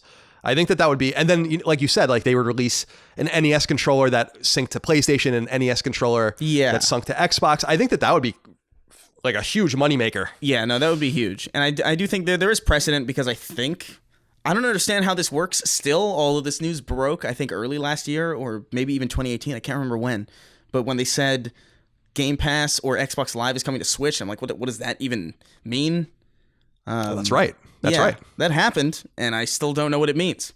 So yeah, it must be an xCloud thing, like maybe, because I don't think Switch won't be able to run natively any of that stuff. But I do wonder if the inverse of that could happen, because I think it would be a really wonderful way for them to advertise their games, to say, yeah, you want to play like the new Zelda game? Well, you can download some of the older Zelda games here and whet your appetite a little bit and pay us $5 or $10 for each of these games and buy the controller peripheral, and we're totally happy that to have you on board. And if you want to play the new Zelda game, come over and buy a Switch. I feel like they're the only ones that can get away with that, and I actually think it would be additive to them, as opposed to putting PS1 classics on like Nintendo or something, which I don't think would have any resonance at all, because that old catalog is just that NES and SNES era. Those catalogs are immaculate, and they're really isolated and alienated on this hardware, for better or for worse. I guess they probably look at it as a massive advantage, but I wonder, because Virtual Console doesn't have the same footprint it did on Wii and DS or 3DS, where like there's a shit ton of games available for it. It's like this weird subscription service, and they don't have much available. So I do wonder if they're holding something out, and I do wonder if the deal about getting Game Pass on Switch is getting Virtual Console on Xbox, which would also be huge. And you feel like that there's got to be some sort of quid pro quo there. Yeah. I just don't understand why you wouldn't want that. It'll be interesting to see what that deal even means. But I feel like we're going to be in the dark for a while. Definitely. I think it's all revolving around xCloud, and I just don't think that they're there yet. And there's supposed to be a Switch, or there's a rumor of a Switch redesign coming out this year. I don't know if that's true or not. So maybe that will have something to do with it too. The extra horsepower that they need to run it. Elliot wrote into us and he said, "Hey, Colin and Chris, what are your top 5 things?" We don't have to necessarily number them like this, but about the PlayStation Store that you like and the 5 things you dislike. So we could just talk about the things we like and dislike. What changes would you make to better the store? Thanks for reading, and welcome to Virginia, Colin. Thank you so much, Elliot. It's good to be here in Richmond. Chris, what do you like and dislike about the PlayStation Store? What are some of the things that stick out to you that work, and some of the things that stick out to you that don't? Well, it would be nice if automatic cloud saves actually worked. That would be nice. That would be pretty sick. It says it does, but it's very clear. It very clearly doesn't. I actually did a bunch of automatic cloud updates before I left for New York, and none of them transferred. I had to do like a few manually, and those are the only ones that went through. And it's like, this is pretty tedious, isn't it? It is. So that would be nice. I feel like I would organize the menus a little bit better. I feel like it's very bizarre that you can't. I think it's very bizarre that you can't shut the theme menu music off in the theme section. Like, that just seems very bizarre to me. There's a lot of like little things. Like, I feel like things are mislabeled and things aren't where they should be in a lot of situations when you're messing around in the PlayStation Store. Obviously, we've talked about just how long it takes to even log in sometimes. I don't know. It's horrible. I mean, I think the PlayStation Store is horrible. And there are very few things about it that I like. I think that one of the things that they did, they got rid of that weird scroll wheel that they were using for a few years where you were searching and they would like eliminate, you put in A and then they would eliminate all the letters that would not come after A. So you would have like, you know what I'm talking about? Yeah. It was like that little vertical wheel. That thing sucked. I don't know what they were thinking with that. So they finally got rid of that, which was nice. But the PlayStation Store is terrible. I get so annoyed when people are like, it's fine, it's just you. I'm like, oh my God, no, it's not just me. It's millions of people that hate this thing. It doesn't work. And how many times does a person have to go to network settings, test internet to get your internet to work again, then go back into the store? Yeah. If my PlayStation's on for more than 2 minutes, I can't go into the PlayStation Store without doing that. And that's across many networks and 4 PS4s. I have 4 PS4s. So that's the thing that annoys me the most is like when people are trying to tell me like, it's just you. That's not a problem for everyone. No, it's a problem for a lot of people. And I'm sure that they know that. And it's a problem really endemic to PlayStation Store because the Xbox ecosystem just works a lot better. So it's hard for me, Elliot, to pull out the things that I like about it because what do I like the most about the PlayStation Store? The games. And I guess that's a really huge cop-out because the functionality sucks. The screenshot functionality sucks. The trailer functionality sucks. Most of these things don't work. It always says like information coming later and all of that kind of stuff for games that are ancient. It doesn't make any sense. I think if I was to rank all of the major players as far as their online ecosystems go and the functionality of their ecosystems, I feel like I would go Steam at number 1, obviously. Definitely. And then I think Xbox Live would go second, and then PlayStation, and then Nintendo. Nintendo's is definitely the worst one, just because like you can't. There's no party chat. You have to like download a party chat app for your. I know. Phone. I love that. That's awesome. It's like really really awkward. Not that party chat is all that relevant now that Discord and Skype and like TeamSpeak exist, but functionality wise, like PlayStation, the PlayStation Store is pretty nightmarish. The only problem I've ever had on Xbox hardware is typically with older generations of Xbox One where it's just a bit clunky and slow, but the functionality works and everything is where you think it would be. And I don't know. It's just a weird example of how, as far as UI and software goes, I feel like Sony doesn't quite have the chops to make a UI that makes a ton of sense.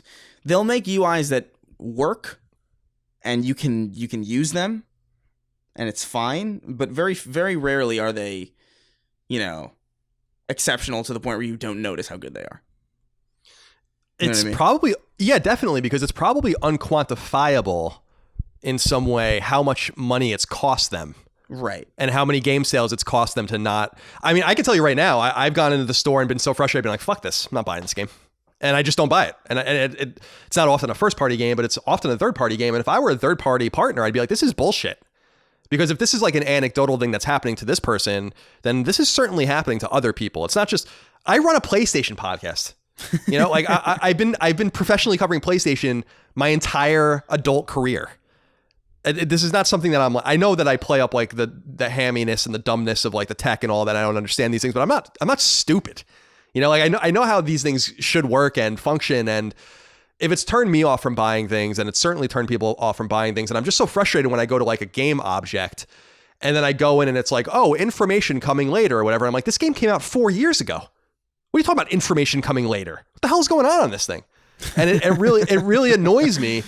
Like every game should have multiple trailers. Every game should have multiple screenshots. The trailer shouldn't look like it's in 480p when you're running it. Sometimes I watch these trailers and I'm like, this is the best trailer you have? This trailer looks like shit. And then you watch, and then, you know what I mean? And then you watch the game, you watch the trailer. Yeah. And it's like, is this selling the game? I don't think so. If I were a more ignorant gamer and I was just looking around, I'd be like, well, this doesn't even look right.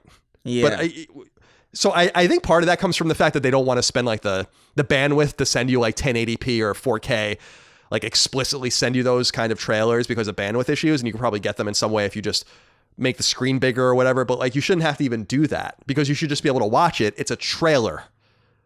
I'm not talking about like, splitting the atom. Yeah. Here. Yeah. So yeah, needless to say, Elliot, I like almost nothing about the PlayStation Store, and that's actually one of the things that I'm really excited about with PlayStation 5. I want to see how it changes because for as much as the UI changed generally on PS4 to PS3, PS4's UI when you just use it is great. I love it. I think it's awesome. But the store didn't really get any better at all. The store got actually worse. So like pound for pound. Yeah, I feel like I understood the PS3 store a lot more than I understand. And the PS3 store wasn't that great either. Especially with the what was it they had initially with the it was like the old text, like the way that we used to text on flip phones. Oh, like T9 or whatever? Yeah. And so that was like the way you would type on it initially. But I feel like I understood it. I feel like I could find what I needed to find. That is also like a symptom of just having so much more. Maybe just the fact that because the PS3 online store came on with such few, you had demos and you didn't really have that many expansion packs. You didn't have that many like themes or microtransactions cluttering the store. Maybe that does play into the role of how cluttered the store is now because back then all you really had were games. But that still doesn't excuse the fact that they haven't figured out a way to clean it up. Chris, I will tell you that when a few days ago, I was searching for Dragon Quest. I just wanted to see what was on the store, and I put Dragon Quest in. And it was like bringing up all of this It didn't even bring up like Dragon Quest XI first. It's like, what is going on? It's like Dragon's Dogma, Dragon DLC for this. And I was like, oh my God, I can't stand this. And then you just get dissuaded and discouraged and you just move on to something else you have. And I'm perfectly happy not spending money on the PlayStation Store. So yeah, that's perfectly fine. That's fine with me. I don't own any stock in Sony. I don't give a shit how much money they make. Yeah.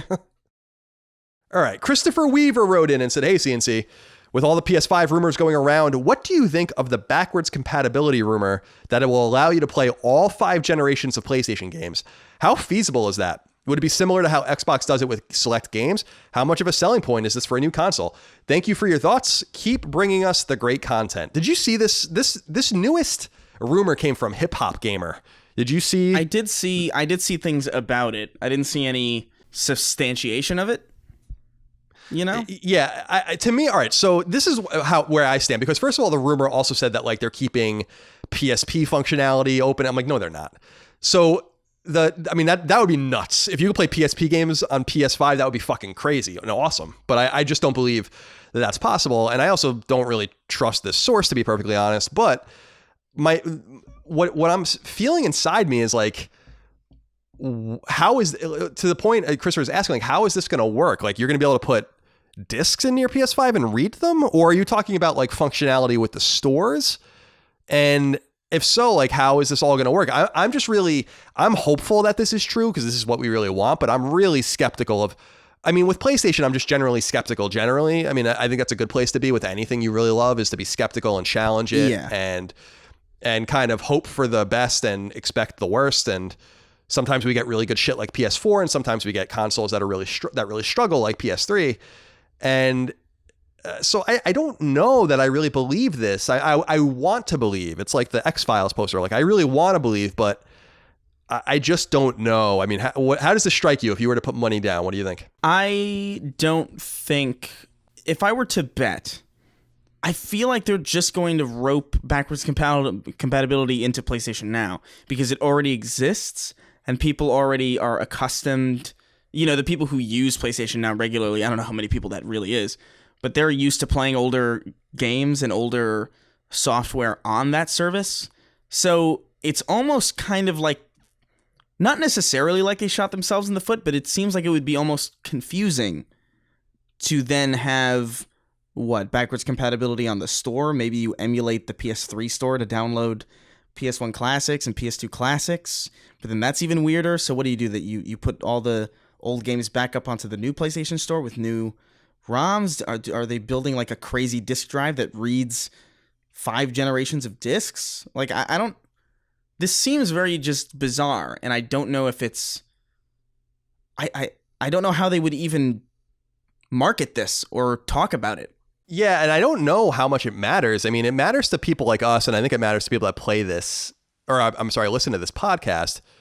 But I don't know, like, is it really a huge selling point? It reminds me a lot of like other OS and Linux and all that kind of stuff with PS3, where they actually eventually took it out. And they explained why they did, and I'm sure that they were doing it for shrewder reasons. But one of their things was like, no one uses this.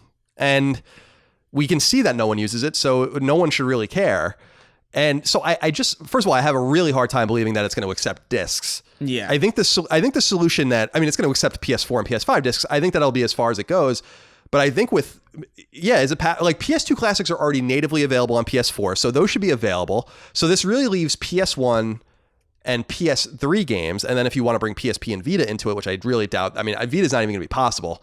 The rumor did say PlayStation TV, which is the TV version of Vita that has its own functionality through DualShock, but I don't know that it just seems like a lot of trouble. And someone had brought up the point too, that this is also a potentially a licensing nightmare for them, because there might be games on the PS3 store that are just simply licensed out that they'd have to relicense and repay and maybe even recertify a lot of these games to get them to play, even if they're being emulated on PS5. And it just seems like a lot. Like, it seems like a lot of trouble. So I'm really expecting very little here. And so my expectations are low. And then if they exceed my expectations, I mean, it would be awesome if Hip Hop Gamer was right and it played everything. I mean, that would be nuts. But I don't know. And I don't know like what the marketing advantage is to that. People don't want their new consoles to play old games per se. I think it's going to be a selling point for PS4 games on PS5. But are you going to be like, I'm going to buy an Xbox Series X unless my PS5 can play PS1 games? Like, what? Yeah. I mean, is there literally anyone out there that thinks that? Because I don't think so. I really don't think so. Maybe not, but I do think I don't know, it just feels inherently wrong that I can play Metal Gear Solid 2, Metal Gear Solid 3 on Xbox One natively, but I have to stream it to play it on PS4. That feels just so incorrect to me in every way that it's just strange to me that they haven't figured this out already.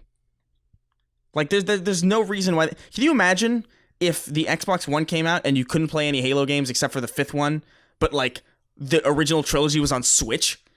You'd be like, what? You'd be like, what sense does this make? This is so strange that this is even a thing. I don't know. My only hope, Chris, is that they get the PS3 games working. Yeah. Like that, I would really love that, because I think that that's probably more realistic. And if they can do that, even in an emulation environment, then the PS1 games should work. Right. So then we would get a little taste of everything. And then you'd even be able to get like PlayStation Minis and all the weird shit that used to run on PSP weird, all that weird aspect ratio. So I don't know. I mean, it's entirely possible that they figured this all out, but I'm really not. I'm not confident. Yeah, I'm not that confident either. But this generation does seem to be the generation where the consoles become platforms, because I think I was reading up on something how like the Xbox Series X isn't the next console. It like the next console is just Xbox, and this SKU is the Series X, and I think they're just gonna have like the Series Z or whatever the fuck later on whenever they increase the power. But I feel like Xbox having a place where like this is the platform where you can play everything that's ever been on this in this ecosystem, I think that's enticing, and I think especially coupled with Game Pass, and I think Sony needs to really take advantage of the heritage that they have and the insane library of just classics that they have. Like, it would be great if they could just figure out a way that it's not that these PlayStation 1 games are in high demand, but just for not even necessarily preservation reasons, but just you want that stuff available in some way. I agree. And my real dream here would be for them to go all out and be able to trophy enable these games and like let developers and publishers go back in and very easily recertify and all that kind of stuff. I mean, that would be the dream. Yeah. And so that's like the utmost. And then I think like the lowest expectation is that the PS5 runs PS5 games and some PS4 games, which is still something I'm really afraid is going to happen. So we'll see how it all plays out. But I just like to keep my expectations low so that I'm pleasantly surprised if I'm wrong. I'd love to be wrong. Yeah. By the way, I mean, there's nothing more I would like than to be wrong about this particular issue. So we'll see how it all goes. Brian Chai wrote into us. He said, hello, CM and CM. IGN announced that they're changing their review scale to remove decimals. Seems like a mighty step sideways and rather pointless. Colin, could you shed any insight why IGN is so beholden to an outdated and archaic method of reviewing? And Chris, what types of reviews work best for you? Thanks for the content. My work week would be unbearable without it. You're very welcome. Thank you, Brian, for your question. So I was thinking about this when this happened because IGN announced this a few days ago that they're going to I guess a 20-point scale, or is it even a 10-point scale? Something like that. But the weird thing I was thinking about with this, because I worked there for so long, is that when I worked there, they had the 100-point scale, then they went to the 10-point scale, then they went to the 20-point scale, then they went back to the 100-point scale. That all happened when I was there. And I used to get so mad when I was there because I was like, what? Why do we keep changing this over and over again? First of all, I think the 100-point scale is fucking stupid. Doesn't make any sense. And so I'm curious, like, what you make of this and what kind of reviews work best for you. Yeah, I've never been a fan of like numbered reviews scores. I just don't really like them. I think they're far too generalized. And I think, in my opinion, what works best for me is just finding some kind of outlet or some kind of content creator or some kind of reviewer that I align with most and just hearing their perspectives, not necessarily on like this is a 5 cloud strifes out of 6. You know, I don't need any of that. I think the review scores that work best for me are buy, rent, or pass. Because that gives you some idea of like, just like a generalized view of like what something is, but also you have to take into account the tastes of the person involved. I don't find generalized review scores on websites that are, contributed to by hundreds of different people with hundreds of different tastes all that valuable. I prefer to find, somebody who, more or less reflects my own tastes. That way I can see them say buy, rent, or pass, and I'd be like, okay, I could probably trust that relatively well. But even then, it's like, you still got to do your own research. You still got to do your own recon on what you're going to spend your money on. Yeah, I think that, because I agree with you. I've reviewed hundreds of games with putting numbers on them over time, and people would, I think, validly bring up like, well, what is the difference? Like, you said this game's better than this game. Do you really think that? And I'd be like, I don't even know that you can compare these two games. And it put everyone into a box in such a way that, because I know that the idea, and it was explained to me when I was there, was, well, like, you have a bunch of 67s, and then you have a bunch of 68s, and then you have a bunch of 69s and 70s, and they're supposed to be in this order. But it just seemed totally weird to compare them and granularly do that. And people will notice that even in the 100-point scale system, when that happened at IGN, I didn't use it. And I would only use the 20-point scale because that was the most, because I was like, I don't know what the difference between an 8.5 and an 8.6 is. I have no idea. I couldn't tell you what the difference between those two things are. I just think I get frustrated sometimes from the outside looking in because IGN does things where I'm like, that was something I said years ago. Like when they come up with like an idea or they like start doing things, I'm like, I said that in 2011, right? Or I remember when I was an intern, I was like, oh, we should have like a TV channel, like IGN TV reviews. Like and there was like, no one wants to do that. And then 2 years later, there was an IGN TV, right? And I'm not saying it was like just my idea, but I'm like, well, why am I so prescient about all this kind of stuff? I'm sure a lot of people are, but from the outside looking in, it is annoying because I know how it works and it's more chaotic than you'd think. And I think that plays out pretty well when you take a look at it from the outside. So I understand people's confusion and consternation with this because I think it is confusing. And I think that the best idea, like Chris said, is to just bake it down into the words. If people want a score, then they can go somewhere else and look for a score, but the score is really meaningless. And they really got a lot of shit for their Death Stranding review, which was really off from the Metacritic score. And everyone experiences that once or twice. I remember when I gave a 10 to The Last of Us, I was really scared. I'm like, am I going to be the only fucking guy that gave this game a 10? Yeah. And you just don't know, like, if it's going to happen. And so I felt bad for them because I read the review and I'm like, the review doesn't, first of all, read like the score, from my opinion. And second of all, it makes them seem like they're just putting this really capricious score on a game when really the information's in the text. And if you inform people, like, why even write the review? Why not just put a number on it and just leave it there?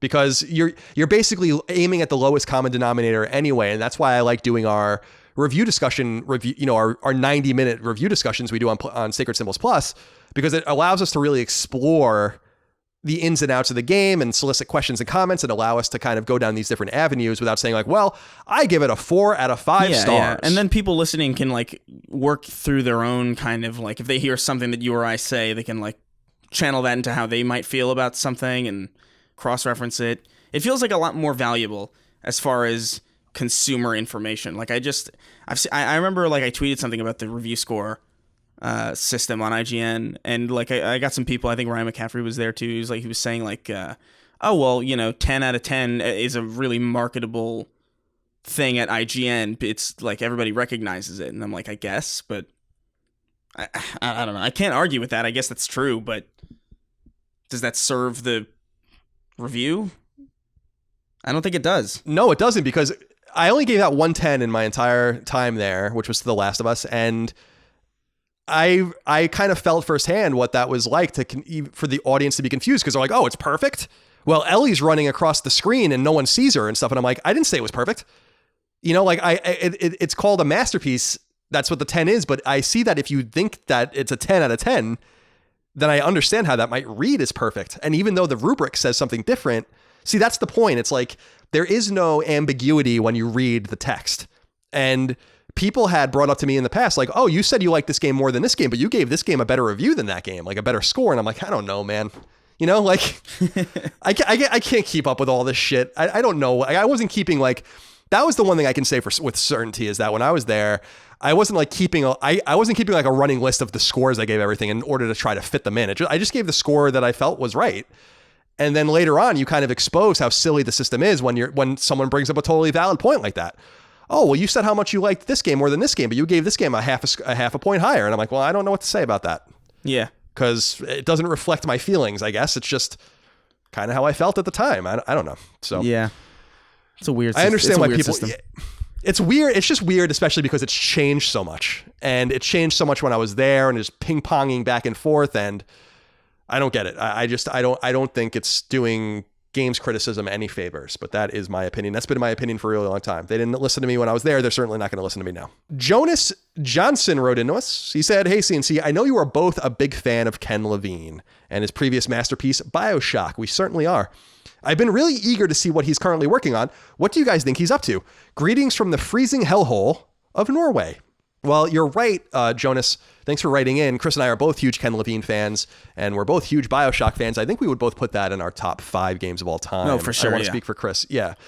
And I also like the sequel, which he didn't have anything to do with really, and Infinite, which he did. Now, literally, Ken Levine is at a small Boston-based studio, which was Irrational, but it's much smaller now, called Ghost Story. And they are working on some sort of mysterious product under the 2K Take-Two moniker, Take-Two publishing banner.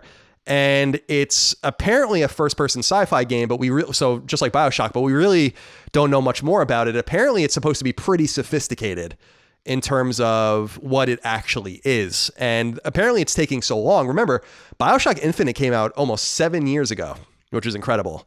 And I think it's taking so long because I think they are taking the story and customization options in the story and like the different branching narratives really seriously so that the game feels alive. And I don't want to say too much more because I do have a bit of a personal connection to Ken Levine, and we have talked pretty extensively. And I don't want to betray any of that stuff, although he didn't tell me anything like too specific. But what do you think about, like, what are you expecting? What do you want out of him? I don't know what I'm expecting. I do know that I'm down.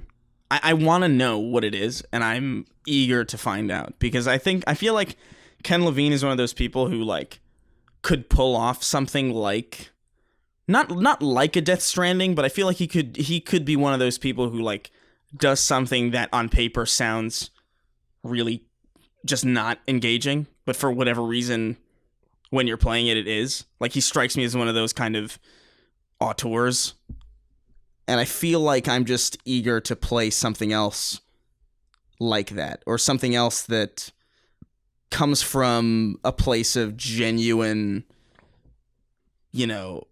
chops as far as game design goes. Like, I'm really pumped for whatever the hell it is. I'm excited.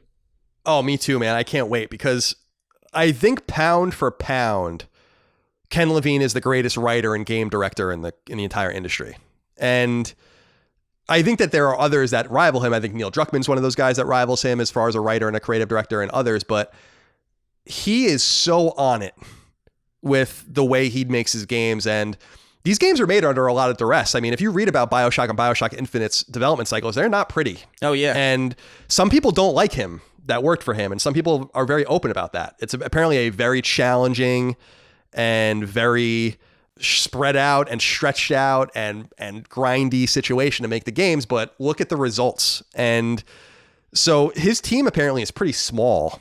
And I think that might have something to do with why the game is taking so long. But I think the other reason the game is taking so long, whatever it is probably because it's next gen.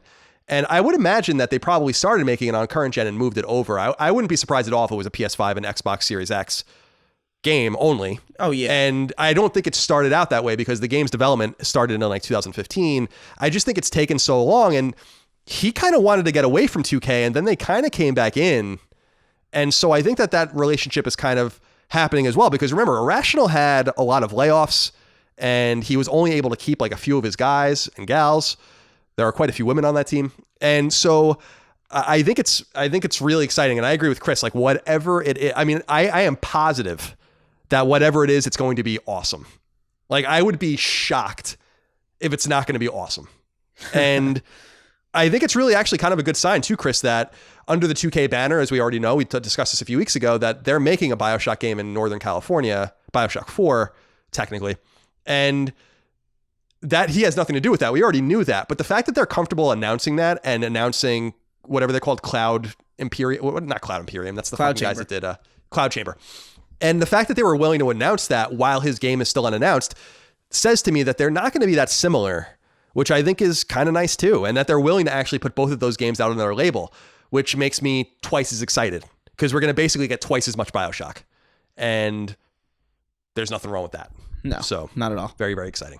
Dustin Mason wrote into us and said, "Hey, CNC, I'm excited to hear from Chris about this one." He says, "First time writing in, long time listener since Beyond." Well, welcome. "There are a lot of online games shutting down recently. How would you guys feel about developers adding offline play with bots? Call of Duty is one game that does this. I think it's a good way to extend the game's life and allow nostalgic players to get in another game of an old favorite. I'd love to be able to play MAG again, massive action game, of course, but I will never be able to."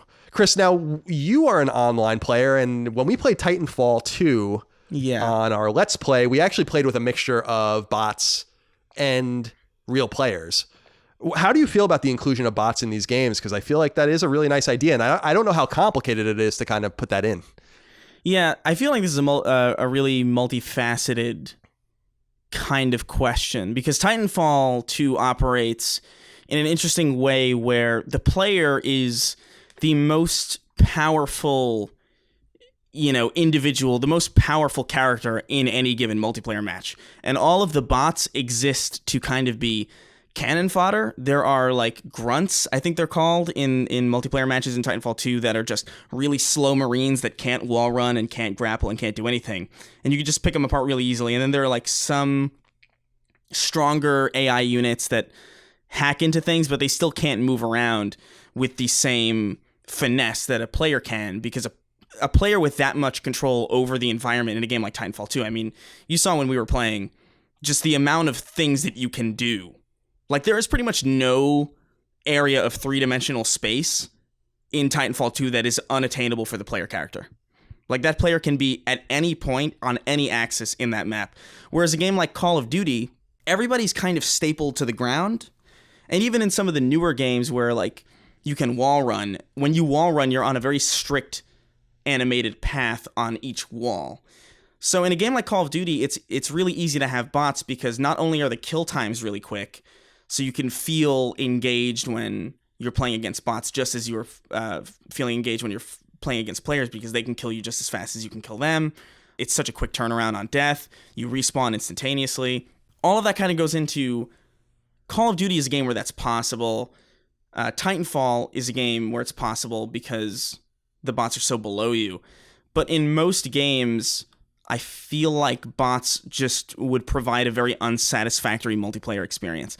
I don't see, an arena shooter like Doom or Halo being fun with bots, because the amount of things that the bot needs to be able to do to compete with a player character in a game like that, where the players have so much control over their environment, is just so difficult to program that I don't think it would be really plausible. I would like for that to be the case, but I feel like it would take a lot of design chops to really get that going, because even campaigns in those games, the demons in Doom, They're not like jumping around and like swinging in between walls and like jump in at Mach 10. You know, they're walking straight towards you, and sometimes they flank you, and sometimes they don't. But their AI isn't that complex, so I feel like it's a multifaceted situation. That was a lot of no, it's a great answer. No, it's not rambling at all. I mean, it's a great answer, and I'm with you. I mean, you're much more learned on this stuff than I am,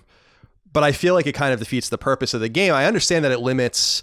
Not having these options limits the game's life cycle, and that sucks because it sucks for a lot of reasons. It sucks for trophy hunters. It sucks for people that just want to be nostalgic. It sucks for a lot of people. And I guess you kind of have to look at the time necessary to fix that problem and ameliorate that problem as opposed to what you're going to get out of it. So, like, yeah, it would be cool to turn on MAG and be able to play it, but who's really going to play MAG?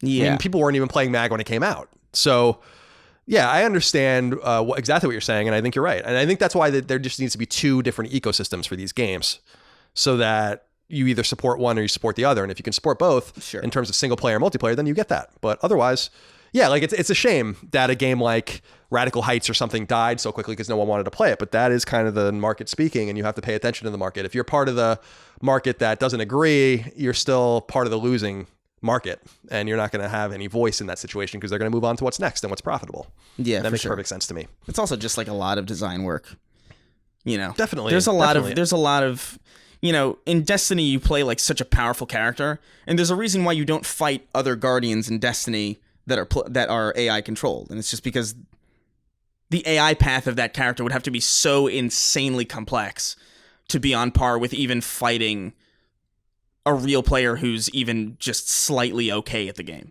Like it's that's well into the future, I feel like. Definitely. And yeah, I mean, when you think about just how much design needs to go into the location of monster closets and like you said, AI tracking and paths and all of that in just a single player campaign, just making it more complicated is a problem. So yeah, I agree with you. That's a design flaw. I mean, Dagan and I were talking about this on the Dead Space knockback, not that it's related to this, but just design is the most underrated component of video game development. Oh, for sure. And for you to have to then bake this into the cake too is a lot of work. Yeah. And not necessary. And fuck, man, I don't make games or anything. I might be this might just be my opinion, but it feels like an educated opinion. It feels vaguely accurate. But yeah. I think you're right. But anyone, I mean, we have a lot of devs that listen to the show, so write in. Yeah. Nathan Cermak wrote in and said, why is it not standard yet to allow us to remap the buttons to exactly how we want to in every game? Is this just a QA nightmare or what? This is becoming especially important with backwards compatibility. A ton of these old games have crap control schemes, clicking the right stick to zoom or lock down the gun sights or look down the gun sights. I mean, come on, Happy New Year's to you both. So yeah, I have a huge problem with this too, but I think Chris, he nailed it. That it's not only a QA nightmare, but I actually think, because I hate clicking to aim down sights, it sucks. Like Resistance Fall of Man has that. Halo used to do that. And I feel like and I could be wrong, but I think it's not only QAing that's the problem, but it's like they want you to play the game the way it's intended with very few options. And the game that comes to mind for me is when I first started playing I think it was Dying Light when I tried to remap the buttons, and then the game didn't make sense anymore.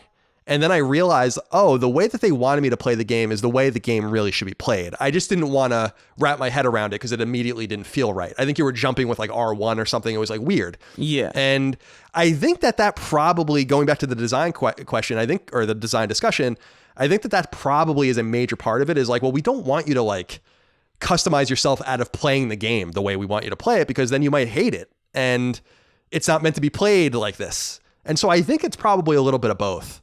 But I don't know for sure. I think it's definitely part of a QA nightmare. I think that the benefit that a lot of PC games have when you're remapping button controls or remapping keys on PC is that you still have a mouse that works regardless of function. So you can like kind of bypass any mistakes that you make. But like, let's say A is confirm and B is cancel, and you remap all your buttons as cancel. And then you try to undo that, and there's just no way to do it because you've gotten rid of the confirm option. And it's a console, so you can't just open up the files and fix it, and there's no mouse that you can kind of use to bypass it. I feel like that's also a certain thing where you just don't want kids fucking around in the menu and just breaking a game. Yeah, and that's where the QAing comes in. That's a problem. Yeah, but it's definitely a QA nightmare. I think where on PC it's just less of a problem because there's just an inherent baked-in way to circumvent it. But I don't know, man. I like clicking in the stick. I think it makes a lot of sense. I think it makes a ton of sense. Oh, interesting. Yeah, because I feel like the left analog stick is the movement, the right analog stick is the camera. It makes sense that clicking the left analog stick in would change the way movement works, and it makes sense that clicking in the right stick would change the way the camera works. Yeah, no, that you're right. It does feel old, and it does feel like exactly. I think if it was in a newer game, I would be a little bit like off put. But I think it feels completely right in those old games. Like I feel like they were designed with that intention, so it just feels correct. In Fall of Man, it felt right until you played Resistance 2 and then went back. Yeah. To Fall of Man, because my whole argument with it, and again, I'm not as much of a kinetic shooter fan as you are. You're much better at these games, but it's like another action because you click the stick to aim, but then you have to click the stick to unaim, as opposed to just letting go of a button and then you're not aiming down sights anymore. That's fair. So that's like I could never play a game like that ever again. Like there was like this random, what the fuck was it? The audience might be able to tell me what it was. Oh, you know what it was? It was Just Cause. Like Just Cause 3 or something had some weird ass. Oh yeah. That was awkward. Where I'm like, that didn't. Where I'm feel... like, I can't play this. No, I literally was like, I played it for 10 minutes. I'm like, nah, I can't. Yeah, I can't. I usually like that, and in that game, it felt off. I think it all comes down to like how well you design it, but for sure, yeah. Yeah, I remember, and I was so disappointed because I was so excited about that game because I just wanted to play like some open world nonsense, and I was like, I can't play this. I just can't play this, and. Maybe that's a Colin problem, but you're right about the button mapping, though. I've definitely gotten into button maps, especially in like older or I guess 2D games where I've just totally broken the button map. And I'm like, I don't even know how to fix this. You got to like reset it. Yeah. Or delete the file and go back in or whatever the case might be. So I hear that as well, although I'm not very smart. So that's probably also something to do with it. Jack Siebert wrote into us, Chris, there's 3 more questions. He says, hey, CNC, during the PS4 generation, Sony had a not insignificant amount of substantive third-party exclusives. These include Street Fighter V, Neo, Persona 5, Ni no Kuni, Dragon Quest XI, which also later came to the Switch but never to the Xbox, and the Yakuza series. I think I might have said PS3. I meant PS4 generation. As well as a menagerie, nice word, of indie titles. Do you guys think that strong exclusive third-party titles will continue to be a pillar of the PlayStation platform going into next gen? If so, which series would you not be surprised to see on a Sony stage revealing their next console exclusive title for the PS5? Chris, what is the common theme between all those games? Japanese. Yes, exactly. And I think that it's not that they want to do this, it's that they're making Japanese games first for Japanese audiences first, with the exception of perhaps Street Fighter V. And then they port it if they want to, and there's just been no reason for them to port it. Like if they ported Dragon Quest XI to Xbox, would anyone care? I don't know. I don't think so. Or Persona 5, like is it worth the money? So I don't think it's people going or developers going out of their way to make PS4 exclusives as much as it's them taking the path of least resistance. Part of the yeah, part. For sure. So yeah, Street Fighter 6 I assume will be a PlayStation exclusive or console exclusive. Neo 2 is a console exclusive. The new Persona 5 is a console exclusive. Ni no Kuni 2 was on PS4 only. Dragon Quest XI's on Switch as well, like he said, but it's not on Xbox. Yakuza just came to Xbox for the first time, I think, or Switch. Street Fighter is such a weird exclusive to me. Like that one makes the least sense to me because it's so American. Even it is a Japanese game, obviously, but it's so ostensibly popular that it is kind of weird. And so many Street Fighter games are on Xbox, so it's just very strange. It is weird. Yeah, I think that Sony's money probably had more to do with Street Fighter V than any of those other games. Yeah, but for sure. I don't, and remember too, Street Fighter V was developed in an environment, Street Fighter 4 even more so, but Street Fighter V was developed in an environment where Capcom wasn't doing that well. And I think that that's relevant too. I think if Street Fighter V was developed and released 2 years later, it would have come to everything. I think that they probably were like, well, we would like the guaranteed money now. Yeah. Especially because Street Fighter 4 was a little bit of a slow burn. Yeah. It became popular, but it took a little while. And so I don't, and Street Fighter 3 obviously was a big miss. So it's not like they don't have any examples of the franchise failing in some respect. Yeah. But yeah, it's a pretty safe bet to assume you're going to get third-party exclusives going forward. Definitely. Out of Japanese studios, no doubt about it. I was actually really surprised that Yakuza finally migrated because I thought it would just never happen. I mean, that franchise has been going on for so fucking long that you thought it would have happened by now, but it didn't. And Like he said, even when Dragon Quest XI or something like that moves, it moves over to the other Japanese console, not to Xbox. Yeah. 2 more. Judah Bailey wrote into us and said, "Hello, Carnivorous Colin and Cruciferous Chris. After 110 plus hours and many CLS podcasts to keep me company, I have finally earned that sweet platinum trophy in Death Stranding. That is a long platinum trophy to get. After this, I obviously went to the PSN profiles to look at my stats. Love that site for fun and noticed that my platinum earning fell off a cliff ever since Sony removed the trophy incentives from their Sony rewards program.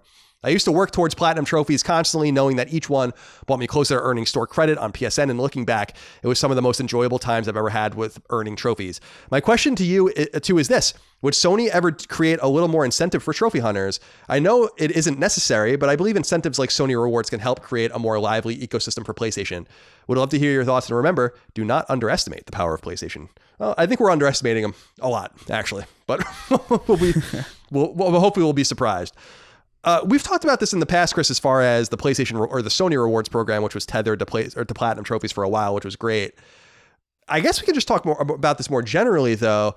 Do you think that there needs to be an incentive above and beyond the metagame to make this meaningful? Or do you think that the metagame itself is just fine? I feel like the metagame itself is just fine, but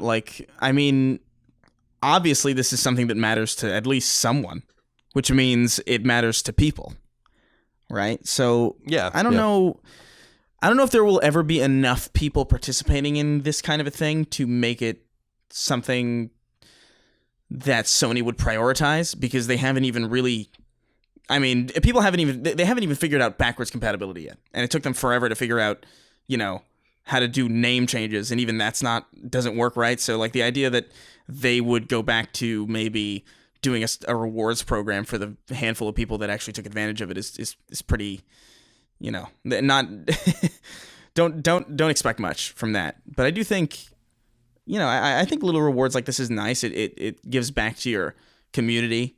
I don't think it's particularly that expensive, because you're having people constantly on your platform. It's like free advertising, basically. I look at this, Chris, because I think you're right. Like, I don't know that it's really worth the trouble.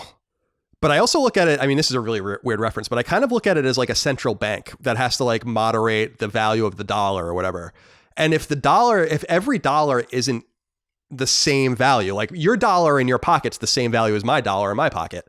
And if you have this trophy system like we do now, that is just totally fucked, right? Like where like one platinum trophy, like you just said, 110 hours in Death Stranding for a platinum. I can go and get the I Am Mayo platinum or whatever it's called. My name is Mayo in 5 minutes.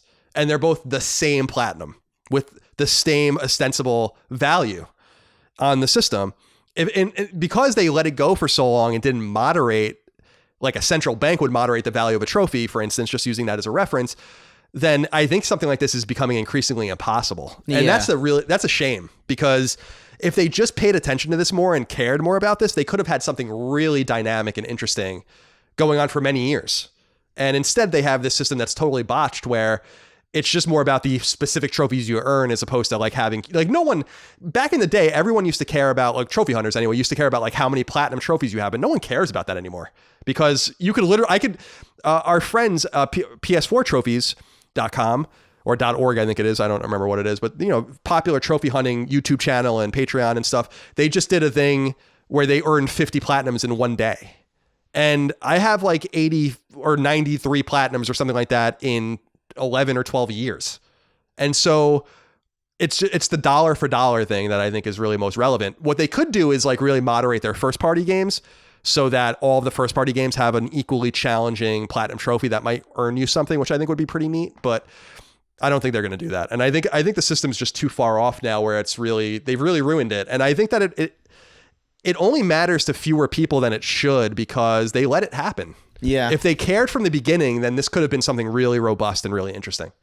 But they didn't. Missed opportunities. Definitely. And it's unfixable, by the way. Yeah. So like the only way you could fix it is to like start fresh with the PS5 and say like PS5 trophies now count towards this certain thing. But then you would need to, invest money and time and energy into that. And like Chris said, they can barely figure out things that actually matter. So not confident, but I would have loved to see that. And I'm sad to see that go, because I know that matters to a lot of people.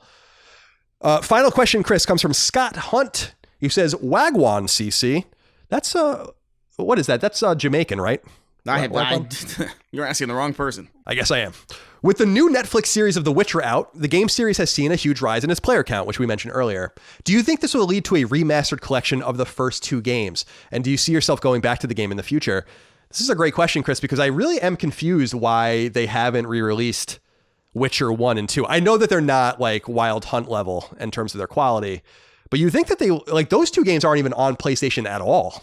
And you would think that you would go back and want to re-release those. Do you think we'll see them again? I don't know. I don't think so. I don't think CD Projekt is one of those studios that would just hand off their games to be remastered. They don't strike me as that kind of studio. Maybe they are, but I really don't think you're going to see a remaster of the first 2 games. I've definitely gone back to The Witcher 3 since that show came out, and I've actually been really enjoying it. But the first 2 games are just like you said, they're not quite as good as the Wild Hunt. They're definitely a lot jankier, and they have less fixes to go along with them, because like a big contention with The Witcher 3 was, in my opinion, was just how nauseating it was to use Witcher senses, because they had this weird fisheye lens distortion going on that would just give me a seething headache every time I would play the damn game. And then also Geralt's movement just fell off, but now there's like an option in the menu to make that like better and more streamlined. There's an option in the menu to turn the fisheye off. There's a bunch of options that The Witcher 3 has that makes it a lot more of a premium package than The Witcher 1 and Witcher 2, which are, RPGs of their time that are good, but maybe not necessarily games that people are clamoring to remake. Yeah, I think you're absolutely right, especially about them farming it out. I just don't think they would do it. Because, like, I'm trying to think, like, even with Gwent, they made that internally. So, like, you would think that would be a game you'd farm out for sure. Yeah. And so I think that if they don't do that, I don't know that I also think this is one of those things. We bring this up with Mass Effect Andromeda. We brought this up with some other games where I think if you go back, although this is kind of the inverse in a way, but if you go back and you release those other 2 games, it actually exposes them for how not great they are. Because anyone who's telling you that Witcher was like something anyone cared about until The Witcher 3 in terms of the games, in terms of the game series, is lying to you, because no one cared. I mean, those games didn't sell very well. I remember when Witcher 3 was announced and it was coming out, and I remember the only time I ever realized it was going to be good was when I went to an event and played it, and I was like, wow, this is actually pretty good. And so I think that they risk exposing their older games as not being as good as people might remember. And of course, you could just go on PC and buy them, and that's going to satiate a lot of WRPG fans anyway that don't play on console. Yeah, for sure. And it's also going to be the best version of that game that you could possibly get. Like, there's no way you're going to get a PlayStation 4 port of The Witcher 1 and 2 that's better than the PC version. It's just not likely. Especially because they probably put a lot of, probably put a lot of effort into the PC version since they came out anyway, because people have been updating PC games for a long time on Steam. Yeah, and you can patch them much easier there, and you don't have to pay for all that shit like you do on PlayStation. So, all right, Chris, that is all of our questions, and that is the entire episode 80 of Sacred Symbols, a PlayStation podcast. Do you have any closing thoughts for our audience? No, I guess never doubt my ability to will things into existence, I guess, at this point. It's really unbelievable. Because it's uncanny. It's very strange. If we get anything regarding like a Legacy of Kain game this year, that's going to be hilarious. Because at that point, I think that I could just what is the limit at that point? I would say there's almost no limit now. Yeah, that would definitely prove your arcane powers beyond any shadow of a doubt.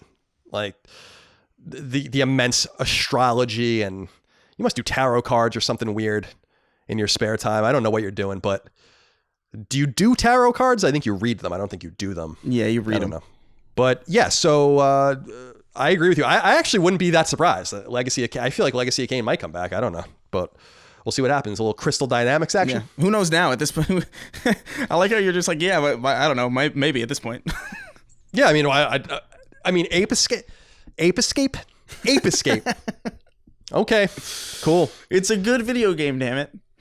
It is. I mean, I liked I think I only played the first one and the last one. So I only played the first one in 99 and then the PS Move one. The first one is the best one, in my opinion.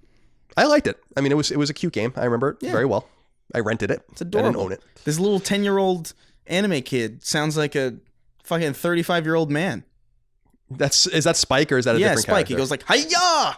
And he sounds like a 30-year-old. He sounds like an old Japanese man. Yeah, it's really off-putting. Because he is. Yeah. All right. Well, Chris, thank you so much for your time. Appreciate you. Of course. Appreciate all of you guys out there for your love, your kindness, your support. Happy New Year. Be safe. Enjoy your 2020. Remember to support us on Patreon, patreon.com/ColinsLastStand. More information on merch and our other shows at colinslaststand.com. We'll see you next time for more Sacred Symbols. Be good. Bye. Take care, guys. Sacred Symbols, a PlayStation podcast, is a product of and a registered trademark of Colin's Last Stand LLC and is recorded from Richmond, Virginia and Burbank, California, USA. This show is conceived by, is written by, and is produced by me, Colin Moriarty. My co-host is Chris Raygun. You can find me on Twitter at NoTaxation and on Instagram at CLS Moriarty. Chris is on Twitter at Chris R. Gunn and on Instagram at Chris_Ray_Gun. Sacred Symbols is edited by Dustin Furman. To message the show online, please use Patreon's DM service. As you know, all of Colin's Last Stand shows, including Sacred Symbols, are fan-funded on Patreon at patreon.com/ColinsLastStand. The following names are at the producer level or higher on Patreon, and we are eternally grateful for your kindness, generosity, and fandom. Chris Adams, Carlos Algarit, Morgan Ashley, Saul Balcazar, Taylor Barkley, Martin Beck, Tyler Bello, Mark Boggio, Barrett Boswell, Spencer Brand, Miguel Brewer, Lennon Brixey, Eric R. Brown, Jason Budnick, Josh Bushing, Austin Bullock, Dylan Burns, Chris Buston, Nick C., Alex Cabrera, Patrick Carper, William O'Carroll, Brian Chan, Sean Chandler, David Chestnut, Rodney Coleman, Simon Conception, Brad Cooley, John Cordero, Gio Corsi, Philip Crone, Daniel Diamore, Colin Davenport, Night Draft, David Ellis, Jerome Ferreira, Joe Finelli, Eric Finkenbeiner, Ruidon Fitzpatrick, Chris Galvin, Darren Gardner, Connor Gashian, Alex Gates, Michael Gates, Salem Ghanem Al Ghanem, Tyler Goodwin, Hayden Gorange, Josh Gravelick, Miranda Grubba, Jonathan H., Eric Harden, Tyler Harris, Richard Hebert III, Kyle Hagel, Shane Hendrickson, Wyatt Henry, Robbie Hensley, Scott Hernandez, Asa Haas, Johnny Humphreys, Blake Israel, Azan Isa El Ricey, Josh Yeager, Joshua Jonathan, Paul Joyce, Greg Juliffs, Anton K., Patrick Kelly, Jeremy Key, Auntie Kinnanen, James Kinslow III, Ryan R. Kittredge, Mason Cadillac, Jackson Lastiqua, Don Q. Lee, Patrick Leslie, Dustin Lewis, Keith Adrian Lewis, Chad Lewis, Lou and Ray Loper, Colin Love, Scott Lovelace, Josh M., Kiet Mai, Ryan T. Mandel, Ross Moranka, Matt Martin, Sean Mason, Jordan Mouse, Zachariah McAdoo, John McCarthy, Josh McKinney, Joe McPartlin, Raul Melendez, Andrew Mendoza, Chris Moore, Betty Ann Moriarty, Ryan Murdoch, Stephen Nieder, Adam Nix, Donnie Nolan, Dan Nolan, George Anthony Nunez, Jesse Owen, Jorge Palomino, Andrew Parker, Zach Parsley, Daniel Parsons, Marius S. Peterson, Gerald Pennington, Matthew Purdue, Enrique Perez, Jason Pettit, Travis Plymall, Jeff Pollard, Lawrence F. Prokop, Nathan R., Ryan Reeves, Michael Renner, Peter Reynolds, Shane Rayum, Jonathan Rice, Mark Richardson, Daniel Rivas, Petro Rose, A.G. Rowe, Jose Salinas, John Schultz, Michael Shanholtz, Toby Shootman, Joshua Smallwood, Matthew Tamer, Ahmad Tamar, Ben Thompson, Carl Tolman, Alan Trembley, Michael Vecchio, Justin Wagaman, Oakley Waldron, Isaac Wastman, Damon Weathers, Mike Wayne, David Wright, Corey Wyatt, Tony Zuniga, Casual Misfits Gaming, Bloody Fang, Organic Produce, Homeworld Hub, Throw 7, McDog 18, Infinite, Boots, Mad Mock Media, Not Your Real Dad, Mubarak, Craft Heads Podcast, Richter 86, Hugo's Desk, Of Fortuna, Andrew, Ian, Chris, Dav9834, Gamer Filmaholic, Megadet, and Rainick.